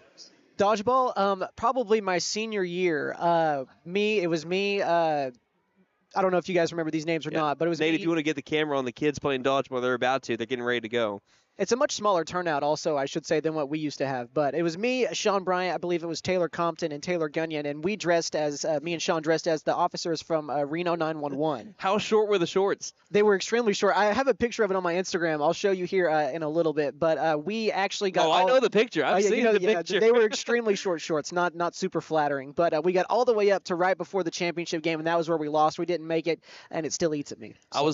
I was Globo Gym with my team at my junior year. I was Skills That Kills my senior year, and then flash forward 10 years later, and then I played in it again. And like I said, with Nate and DJ and Hat, we all won that a couple of years ago, and they will never invite us back. But thank you, Chase, for stopping by. Thank you, Chase, for helping us out with stats and color commentary. We can't wait to have you back on the broadcast. What I believe will be next Tuesday, correct? Unless we have a Kiowa-Pittsburgh game get moved to that day. Yeah, that's true. And if not, then I'm looking forward to be back with you guys. All right. Can you thank our sponsors one final time, and we will wrap things up here from the MAC. Yes, sir. I want to say thank you to Sam Wampler's Freedom Ford, the Bank & A, Fenton Nissan, Freeze and Flare Heat and Air, Patriot Chrysler Dodge Jeep and Ram of McAlester, McAlester Direct Primary Care, Stipe Law Firm, and Buck Wilson Frame and Body Shop. All right, and a big thank you to our board operator, Austin Weed, for his work tonight. Today for his work on the video stream, and thank you, the listener and viewer, for spending your Friday night with us. One final time from the McAlester Activity Center, a.k.a. the MAC in McAlester, Oklahoma. Lady Buffaloes have won 4 of their last 5. They win 46-41 over the Tulsa Edison Lady Eagles. McAlester Buffaloes fell 70-56 to the Eagles here in district play. Until Tuesday, when McAlester welcomes Will Rogers to town, on behalf of Nate Brown and myself, this is Brandon Green saying, don't just have a great night, have a Buffalo night. Night-night, Harper. Each game is 2 minutes.